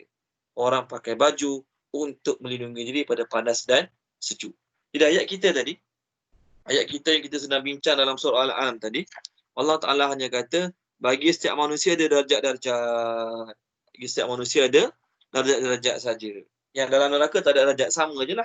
Tak. Maksud ini ialah, bagi setiap manusia kat dunia dan kat akhirat, ada darjat-darjat yang menaik, makin lagi tinggi, lagi mulia, lagi tinggi, lagi mulia. Ada yang menurun.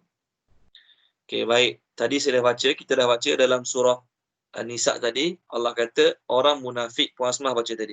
Orang munafik akan berada di tingkatan paling rendah.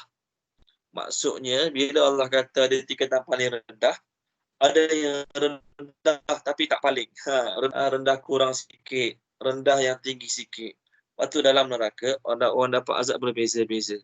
Orang yang masuk neraka tingkatan paling ringan azab siapa dia? Abu Talib, pak saudara Nabi. Dia kafir lah. Dia akan dapat azab dalam neraka yang paling ringan sekali. Apa paling ringan sekali? Dia akan dipakaikan selipar terompah daripada api neraka sehingga habis menggelegak otak-otak di kepalanya. Dan dia merasakan dialah orang yang paling teruk kena seksa dalam neraka. Abu Talib, oleh kerana banyak tolong Nabi, bantu Nabi, maka dia dapat azab paling ringan dalam neraka. Dia yang paling ringan tu pun dia rasa dialah yang paling terukkan azab dalam neraka. Walhal, dia yang paling ringan sekali dapat azab dalam neraka.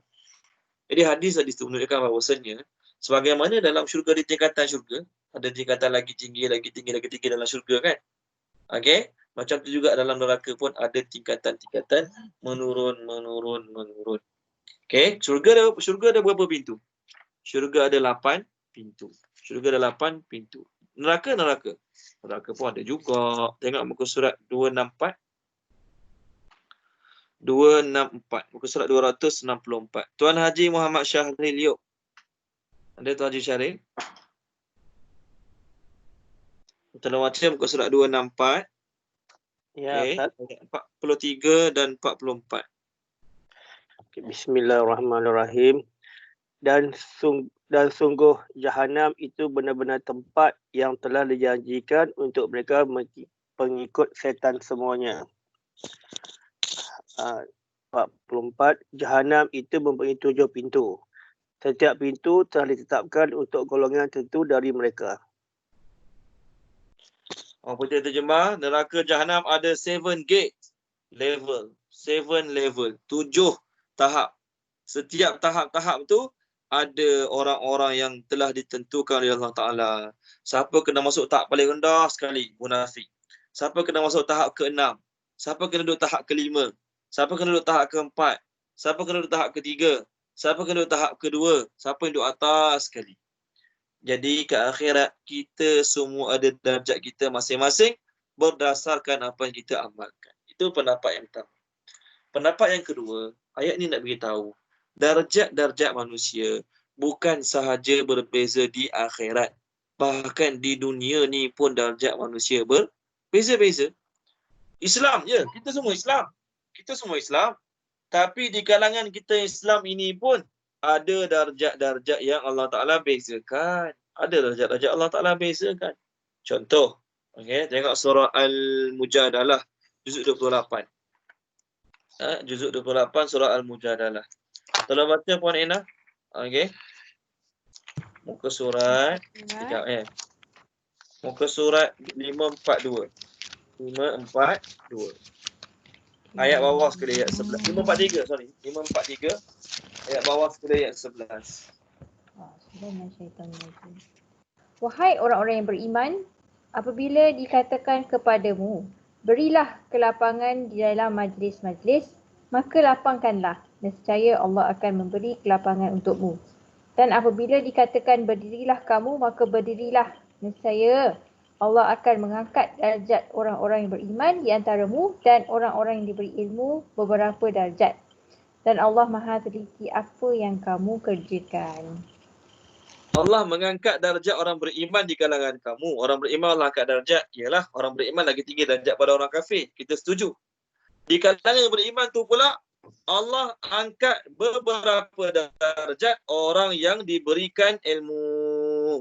Those who have been granted knowledge. Orang yang Allah Ta'ala bagi dia ilmu, di kalangan orang Islam, ya orang Islam, semua darjat lagi tinggi. Ni darjat orang Islam, ni darjat orang kafir. Orang kafir bawah, orang Islam atas. Kita semua tahulah tu. Dalam kategori Islam ni pula, Allah Ta'ala mengangkat darjat-darjat orang yang ada ilmu. Dan orang ada ilmu pun ada lagi tinggi pada dia. Siapa dia? Orang mati syahid, orang yang para nabi, para rasul lagi tinggi pada mereka. Jadi, nak ceritanya, sesama Islam pun ada darjat-darjat yang berbeza. Jadi Dr. Hamka dalam Tafsir Al-Hamka, Tafsir Al-Azhar, Tafsir Al-Hamka, Tafsir Al-Azhar, dia beritahu ada 6 kedudukan darjat manusia kat muka bumi ini. Ada 6 darjat kedudukan manusia di muka bumi.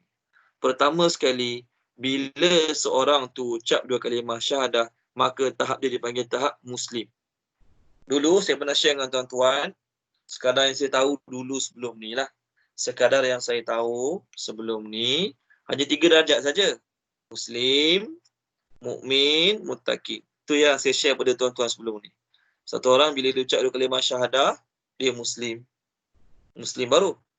Lepas tu dia mula beramal, jaga sembahyang, puasa dan sebagainya, dia jadi mukmin. Tapi dia masih buat maksiat lagi kadang-kadang, dia masih buat dosa maksiat lagi kadang-kadang. Bila dia menjauhkan diri daripada dosa, dia takut nak buat maksiat pada Allah, maka masa tu dia muttaqi. 3 tu dia yang saya tahu sebelum ni. Tapi bila baca Dr. Hamka bagi 6. Bagi 6 darjat manusia atas muka bumi ni. Ni orang mukmin, cerita orang Islam. Kita tak cerita orang kafir. Orang kafir cerita dia dalam neraka nantilah. Okey, baik. Lupa nak refer satu ayat. Surah An-Nahl ayat 88. Nak ceritanya ada orang dalam neraka, dia dapat azab lebih. Dia dapat azab lebih. Sama-sama di neraka pun ada berbeza. Ada yang dapat azab lebih. Tengok muka surah An-Nahl ayat 88. Muka surat, sekejap. Muka surat 277. 277. Tolong baca, Cik Nik Hana tolong baca 277 ayat atas sekali, ayat 88. Tolong baca. 277. Auzubillahiminasyaitonirrajim. Orang yang kafir dan menghalang manusia dari jalan Allah, kami tambahkan kepada mereka siksaan demi siksaan disebabkan mereka selalu berbuat kerosakan. Okey. Orang kafir semua masuk neraka. Orang kafir semua masuk neraka lah. Dia baik macam mana sekalipun, backup lindungi Nabi macam mana sekalipun, tetap masuk neraka Abu Talib. Tapi orang kafir dalam masa yang sama mereka menghalang orang lain daripada jalan Allah. Maka kami akan tambah untuk mereka siksaan demi siksaan.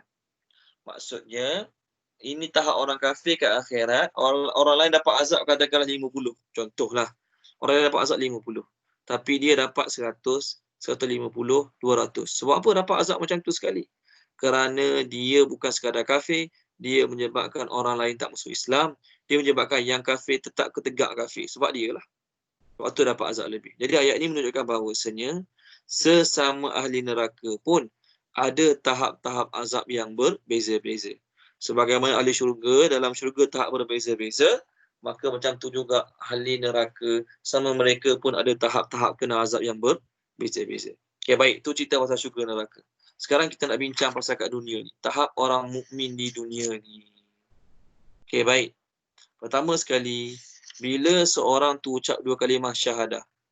Asyhadu an la ilaha illallah wa asyhadu anna Muhammadar Rasulullah. Maka masa tu dia Muslim. Dia dah tahap Muslim. Islam. Menyerah diri pada Allah. Menyerah diri pada Rasulullah SAW. Dah mukmin ke? Dah masuk iman dalam hati ke? Belum lagi. Jadi nak ceritanya, ada beza antara tahap Muslim dan mukmin. Setiap Muslim, ya, dia beriman, dia Muslim, dia beriman. Betul lah tu. Tapi dari sudut tahap-tahap. Muslim, bila dia ucap 2 kalimah syahadah, dia Muslim. Tak boleh kata dia bukan Islam, dia Muslim. Dia tak semayang, dia tak puasa, dia tak bayar zakat, dia tak tutup aurat, dia judi, dia zina, dia minum arak. Oleh kerana ucap 2 kalimah syahadah, maka dia Muslim. Bila dia mula beramal, mula jaga semayang, dia mula puasa bulan Ramadan, dia mula pakai tudung, dia mula bayar zakat, maka orang-orang mula praktiskan rukun Islam tadi, maka dipanggil mukmin. Jadi dalam ayat ini, nak beritahu ada beza antara Muslim dan mukmin. Dalilnya, tengok surah Al-Hujurat. Puan Asmah, terwajib Puan Asmah surah Al-Hujurat. Ayat ni saya nak refer perbezaan antara Muslim dan mukmin. Ini perbezaan darjat. Ya. Dari satu sudut, orang Muslim tu mukmin, mukmin tu Muslim lah. Okey, tapi nak cerita ni darjat. Okey, baik. Contoh, saya bagi contoh macam ni lah. Okey, setiap pelajar tahfiz, siapa yang masuk sekolah tahfiz, semua kita bagi belajar tahfiz. Betul kan? Dia pakai jubah, pakai serban, masuk sekolah tahfiz, duduk sama-sama makan, sama-sama tidur. Kita panggil pelajar tahfiz. Ini semua pelajar tahfiz ni kita kata. Betul kan? Tetapi, okey, ada pelajar tahfiz yang duduk 2 tahun, hafal 1 juzuk pun tak sampai. Ada yang belajar duduk baru 2 bulan dah 5-6 juzuk contoh. Walaupun semua kita panggil pelajar tahfiz, tapi tahap-tahap mereka ada berbeza-beza. Ada yang benar-benar betul-betul layak dia panggil pelajar tahfiz. Ada yang sebenarnya tak layak pun dipanggil pelajar tahfiz. Tapi oleh kerana dia masuk sekolah tahfiz, dia pakai jubah serban macam uniform pelajar yang lain, orang tetap panggil pelajar tahfiz. Okey, saya dah beritahu belum page berapa? Belum lagi. Saya suruh siapa terjemah tadi? Puan Asmah eh? Ya, saya. Okey, sorry. Page 517 ayat 14. 517 ayat 14.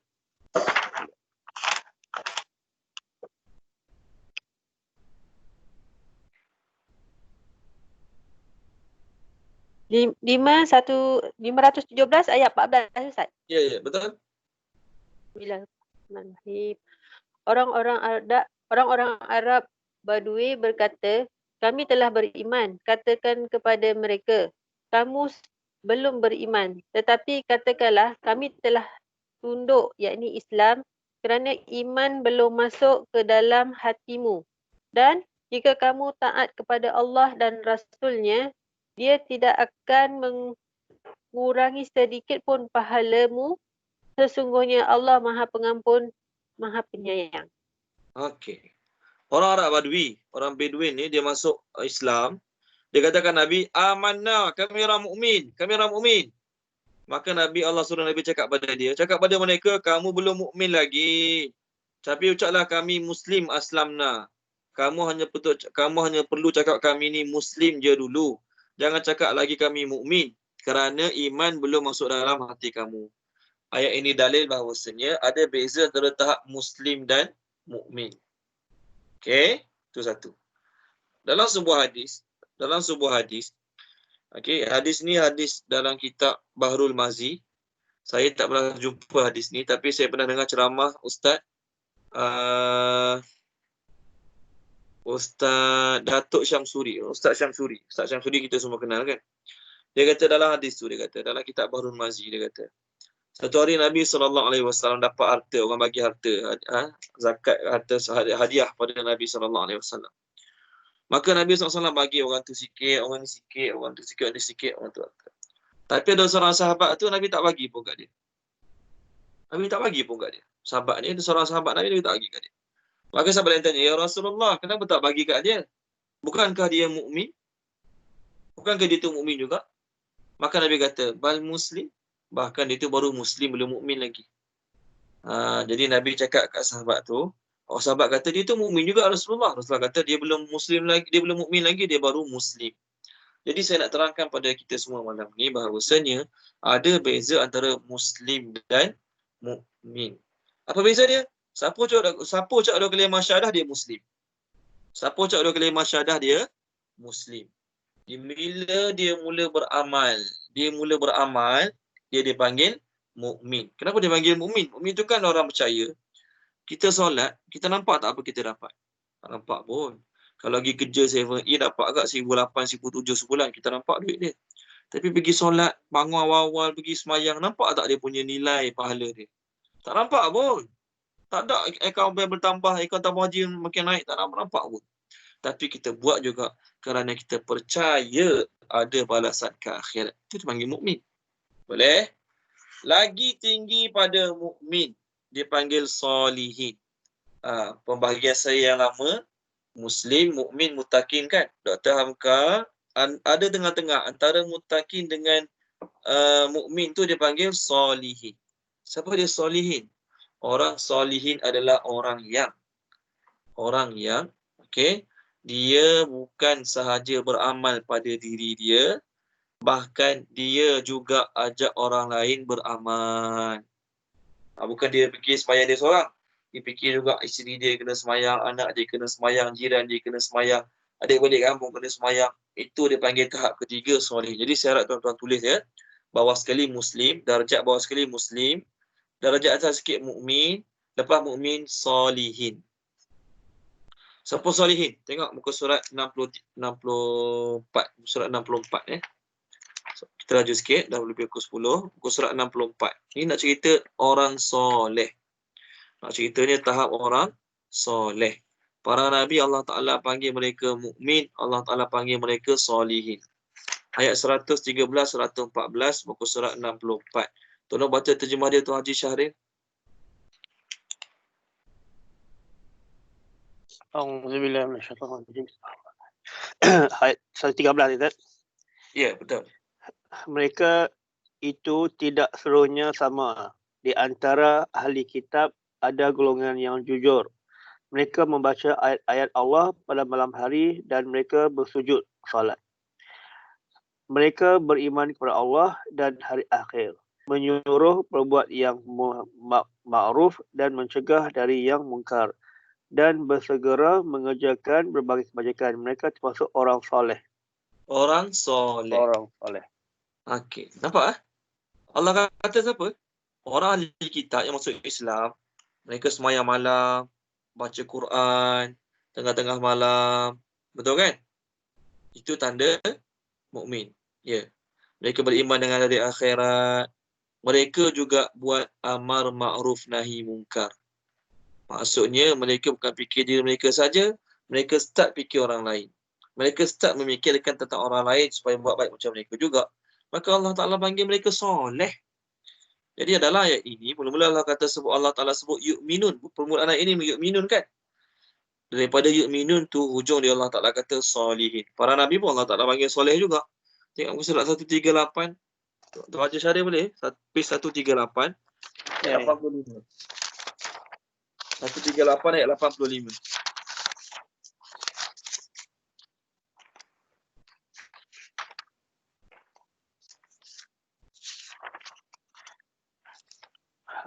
Dan 85 dan Zakaria, Yahya, Isa dan Ilyas. Semuanya termasuk orang-orang yang soleh. Okey, soleh. Nabi Allah Taala panggil Nabi itu orang yang soleh.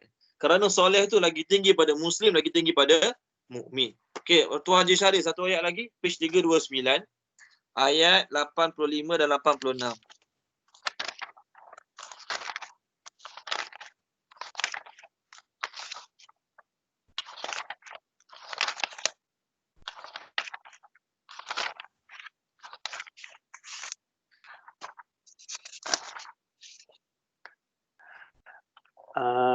Dan ingatlah kisah Ismail, Idris dan Zulkifli.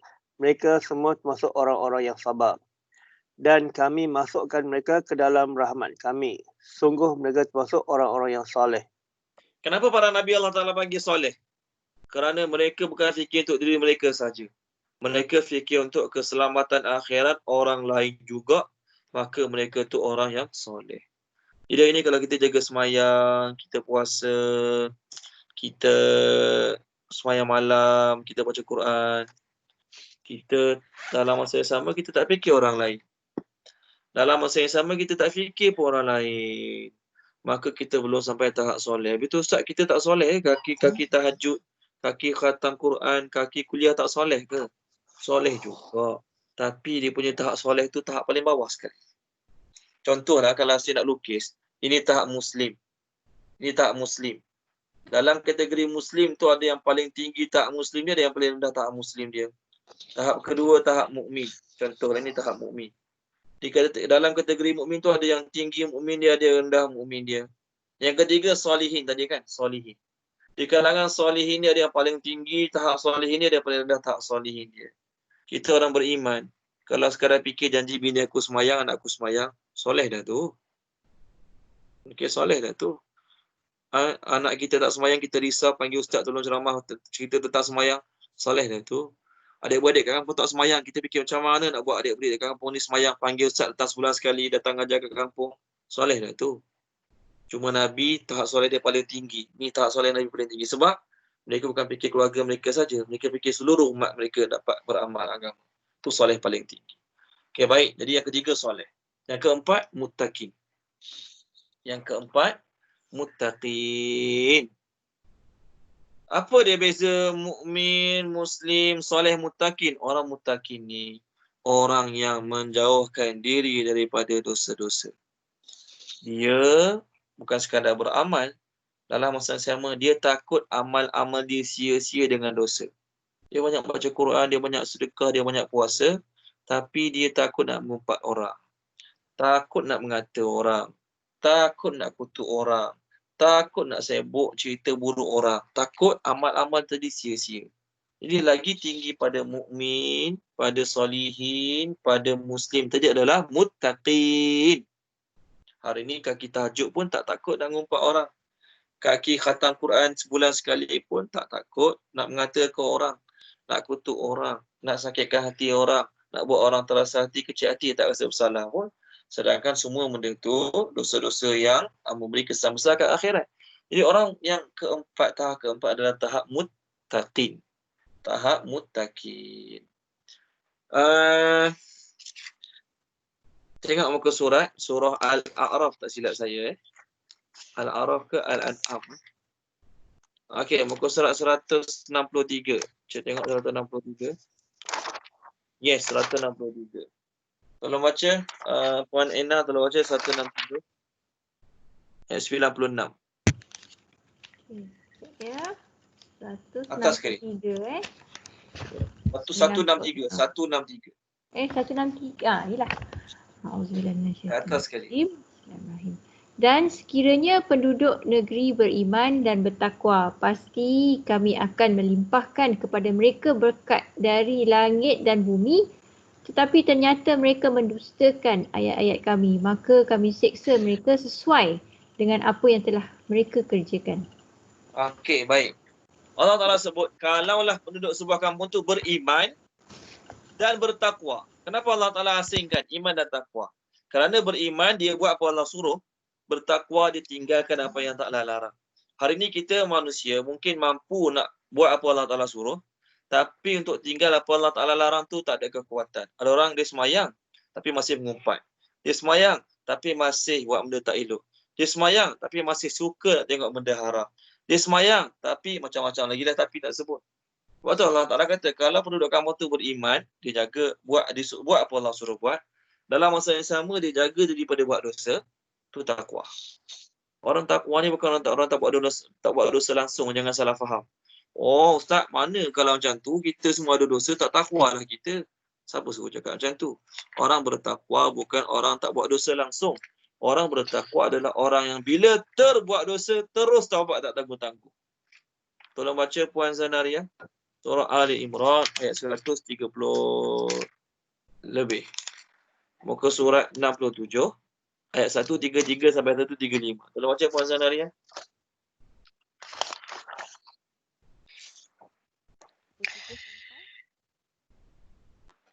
Surat 67 Page 67. ayat 1. Ayat 133, 134, 135. Bismillahirrahmanirrahim. Dan segeralah kamu kepada keampunan dari Tuhan kamu, dan syurga yang luasnya seluas segala langit dan bumi, yang disediakan bagi orang yang bertakwa. Iaitu orang Siapa orang takwa tu? Terus. iaitu orang yang mendermakan hartanya pada masa senang dan susah, orang yang menahan kemarahannya, dan orang yang memaafkan kesalahan orang. Dan ingatlah, Allah mengasihi orang-orang yang berbuat perkara-perkara yang baik. Lagi ke Ustaz? Satu lagi. Dan juga orang yang apabila melakukan perbuatan keji atau menginaya diri sendiri, mereka ingat kepada Allah lalu memohon ampun akan dosa mereka, yang tiada yang mengampunkan dosa melainkan Allah. Dan mereka juga tidak meneruskan perbuatan keji mereka itu sedangkan mereka mengetahui. Okey. Allah ayat 133 Allah kata Allah sediakan syurga yang seluas langit dan bumi, disediakan bagi orang bertakwa. Apa ciri bertakwa? Dua ayat tu ciri bertakwa. Mereka suka infak harta masa senang, masa susah, tahan marah, maafkan orang lain. 135 Allah kata orang takwa tu adalah orang-orang yang apabila mereka melakukan perbuatan keji ataupun menzalimi diri mereka, mereka immediately remember Allah. Terus teringat Allah, terus taubat pada Allah. Orang takwa bukan orang tak buat dosa langsung. Tapi orang takwa adalah orang yang berusaha memelihara diri pada buat dosa. Bila terbuat dosa, terjatuh dalam lembah dosa maksiat, terus taubat pada Allah. Tak tangguh tunggu esok, tunggu bulan depan, minggu depan. Tak. Itu bukan ciri takwa. Dan takwa pun ada tahap-tahap dia. Takwa pun ada tahap-tahap dia. Tolong baca Puan Asmah muka surat 63. Ayat 102. Puan Asmah tolong baca nombor 3 102.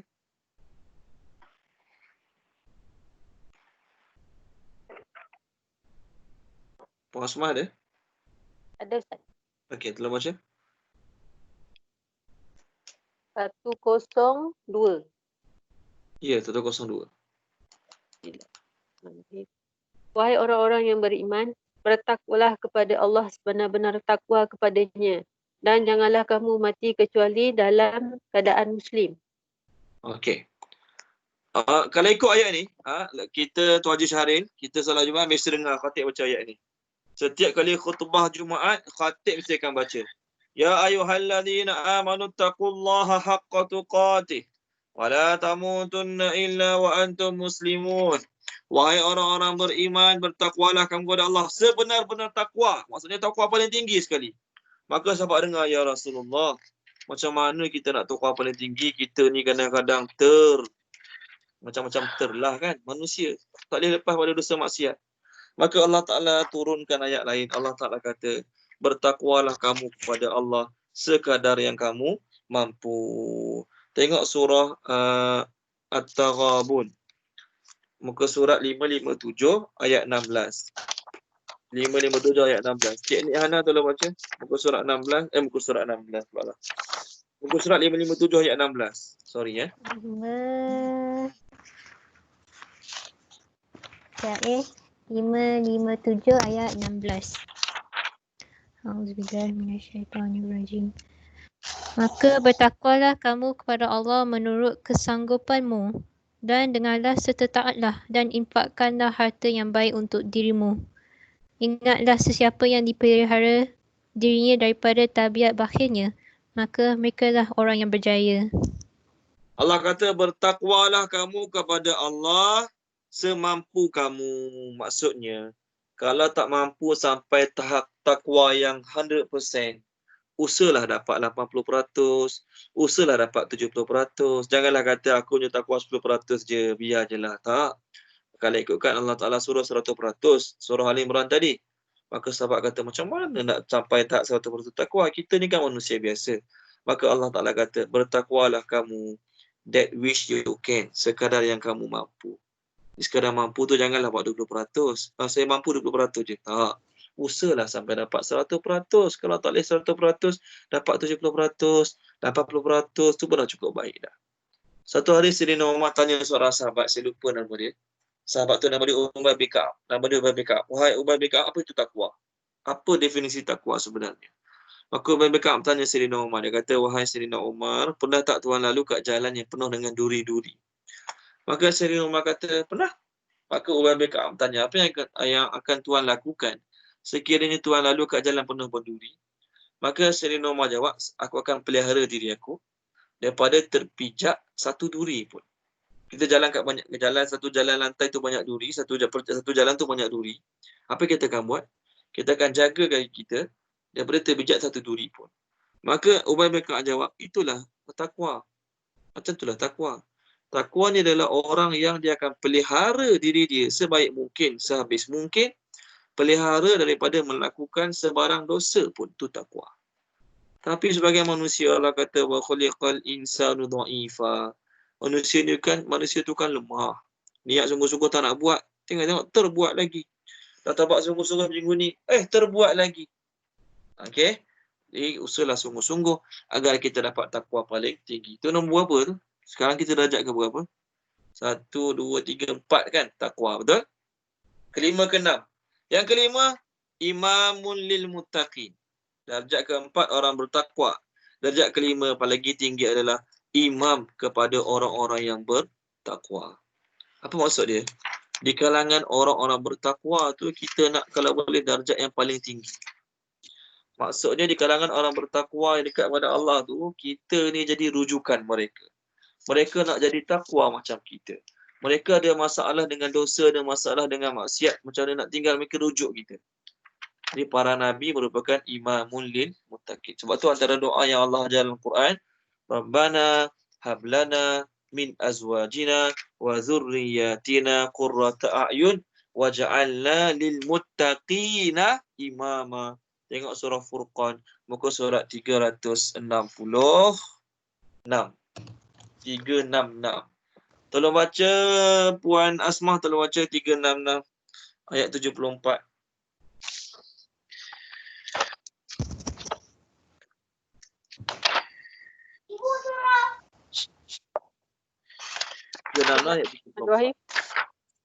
Dan orang-orang yang berkata, Tuhan kami, anugerahkanlah kepada kami pasangan kami dan turunkan kami sebagai penyenang hati kami, dan jadikanlah kami pemimpin bagi orang-orang yang bertakwa. Jadikanlah kami pemimpin bagi orang-orang yang bertakwa. Maksudnya kami ni bukan sekadar bertakwa, tapi kami nak jadi orang yang paling tinggi tahap di kalangan orang bertakwa. Maksudnya orang bertakwa lah yang akan rujuk dengan kami, yang akan tanya kami, yang akan jadikan kami contoh tauladan. Ini yang terbaik. Ini lagi tinggi lah ni. Ini doa ni, kita kata doa yang tinggi-tinggi lah. Baguslah. Maksudnya kat kampung kita tu kita pemimpin. Kita imam. Okey, kita akan ramai anak murid yang akan bertanya dengan kita, rujuk kita. Okey, kita akan cakap sesuatu, orang tu terus dengar. Ya, hebat ni. Okey, kita tak nak jadi ustaz-ustaz yang pandai bercakap saja, tapi orang tengok amalan, ustaz tapi, contoh. Kita nak jadi orang yang bila cakap dia, orang senang terima. Orang tengok amal dia pun, orang senang nak ikut dia. Itu dia bagi imamul lil muttaqin. Itu yang kelima. lagi tinggi. Ni dipanggil al-muqarrabun. Tak tamkah tulis yang terakhir al-muqarrabun. Muqarrabun ni kat mana? Dah masuk syurga dah lah. Dah masuk syurga, maka orang tu syurganya dekat dengan Allah Ta'ala, dipanggil al-muqarrabun.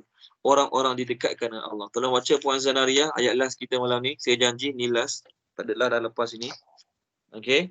Surah Al-Waqi'ah. Muka surat 534. Ayat 10, 11, 12. Ini panggil muqarrabun yang ke-6. Tolong baca Puan Zanaria. 534. 10, 11, 12. Ya. Rahim.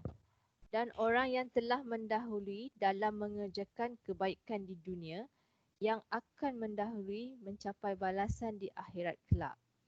Mereka itulah orang yang didampingkan di sisi Allah, tinggal menetap di dalam syurga-syurga yang penuh nikmat. Di antaranya Cukup. Allah Ta'ala kata, orang yang mula-mula buat baik, siapa dia? Orang mula-mula beriman dengan Nabi, sama-sama hijrah dengan Nabi, sama-sama susah payah dengan Nabi daripada awal. Allah kata, mereka itulah orang-orang yang dihampirkan, dia dekatkan. Itu bahasa Melayunya, bahasa Arabnya, ulaikal muqarrabun. Dia dekatkan dengan Allah. Kat mana mereka, tempat mereka? Fi jannatin na'im, dalam syurga yang penuh dengan nikmat. Di tahap paling tinggi kita nak jadi orang yang muqarrabun. Siapa orang muqarrabun? Pantang ada kebaikan. Saya nak jadi nombor satu buat. Saya nak jadi apa kita panggil? Orang yang mula-mula melakukan sesuatu. Pencetus kepada kebaikan tersebut. Pelopor kepada kebaikan tersebut. Okey, saya nak jadi orang yang mula-mula buat kebaikan tersebut. Apa saja kebaikan, saya nak jadi orang nombor satu. Itu antara ciri-ciri muqarrabun. Tapi ayat ini tuju pada sahabat-sahabat Nabi yang sama-sama awal-awal Islam dengan Nabi, sama-sama hijrah dengan Nabi, sama-sama membantu Islam sejak pada awal. Maka Allah Ta'ala kata mereka al-muqarrabun. Jadi kalau ulang kaji balik, bawah sekali tahap darajat dia Muslim, mukmin, salihin, muttaqin, imamun lil muttaqin. Yang keenam, al-muqarrabun. Jadi kita takkan berpada. Kalau dari sudut dunia, dari sudut keduniaan, kita duduk rumah flat, syukurlah rumah flat kan. Tapi fikir, tak nak duduk rumah flat, naik tangga susah hari-hari. Kalau boleh duduk rumah teres, tak ada rumah teres ni. Kalau ada rezeki nak duduk rumah banglo, ada kawasan tanah sikit, boleh tanam pokok lada dekat rumah. Dah ada banglo, kalau ada rezeki nak rumah tepi pantai, nak rumah tepi sungai, macam-macam lah. Dari sudut keduniaan, kita nak meningkat. Betul kan? Kita nak meningkat. Tapi dari sudut keagamaan, takkanlah aku dah mukmin, muslim cukup lah. Aku dah muslim, mukmin cukup lah. Biar ustaz-ustaz lah jadi muttaqin. Biar gigi surah lah jadi muqarrabin. Biar gigi surah lah jadi solihin. Aku mukmin, muslim cukup lah. Tak. Sebenarnya orang yang merasa cukup dengan tahap dia, dia sedang jatuh. Darjat kita ni, kalau kita tak usaha untuk menaikkan, automatik dia akan jatuh. Kalau kita belajar ilmu bisnes, saya bukan orang bisnes. Cuma saya suka dengar orang ceramah bab bisnes. Dia kata, ini KFC dah glamour dah. KFC dah glamour, McDonald dah glamour. Nama satu Malaysia, satu dunia dah tahu. Tapi iklan tak berhenti-berhenti, betul kan? Ada seumur saya yang buat baru. Dalam TV pun ada selalu iklan baru. Kat Facebook pun ada selalu iklan baru. Wahai KFC, semua orang tahu KFC. Tak cakap lah. Sebab dalam sudut bisnes, kalau mereka berhenti mengiklan dengan alasan, alah semua orang dah tahu dah. Semua orang dah kenal produk kita. Nak iklan apa lagi? Maka masa tu mereka akan mula jatuh. Sebab tu dah kaya, dah terkenal produk dia, masih kena iklan lagi. Kena iklan lagi. Sebab apa? Mereka tak nak jatuh. Kita kata apa? Alah, kalau tak iklan pun semua orang dah tahu KFC tu apa. Budak anak 5 tahun dah tahu, 4 tahun dah tak pandai minta KFC dah. Tak, nak ceritanya, untuk pastikan sale mereka, tahap jualan mereka tak jatuh, mereka kena sentiasa iklan. Kalau saya buat KFC, saya kata apa dia? Tak payah iklan lah, bazir. Sekali iklan nak kena bayar berapa kat Astro. Sekali iklan nak kena bayar berapa kat Facebook. Nak letak iklan KFC dekat signboard kat highway, mana-mana highway, berapa nak kena bayar kat jabatan orang-orang highway.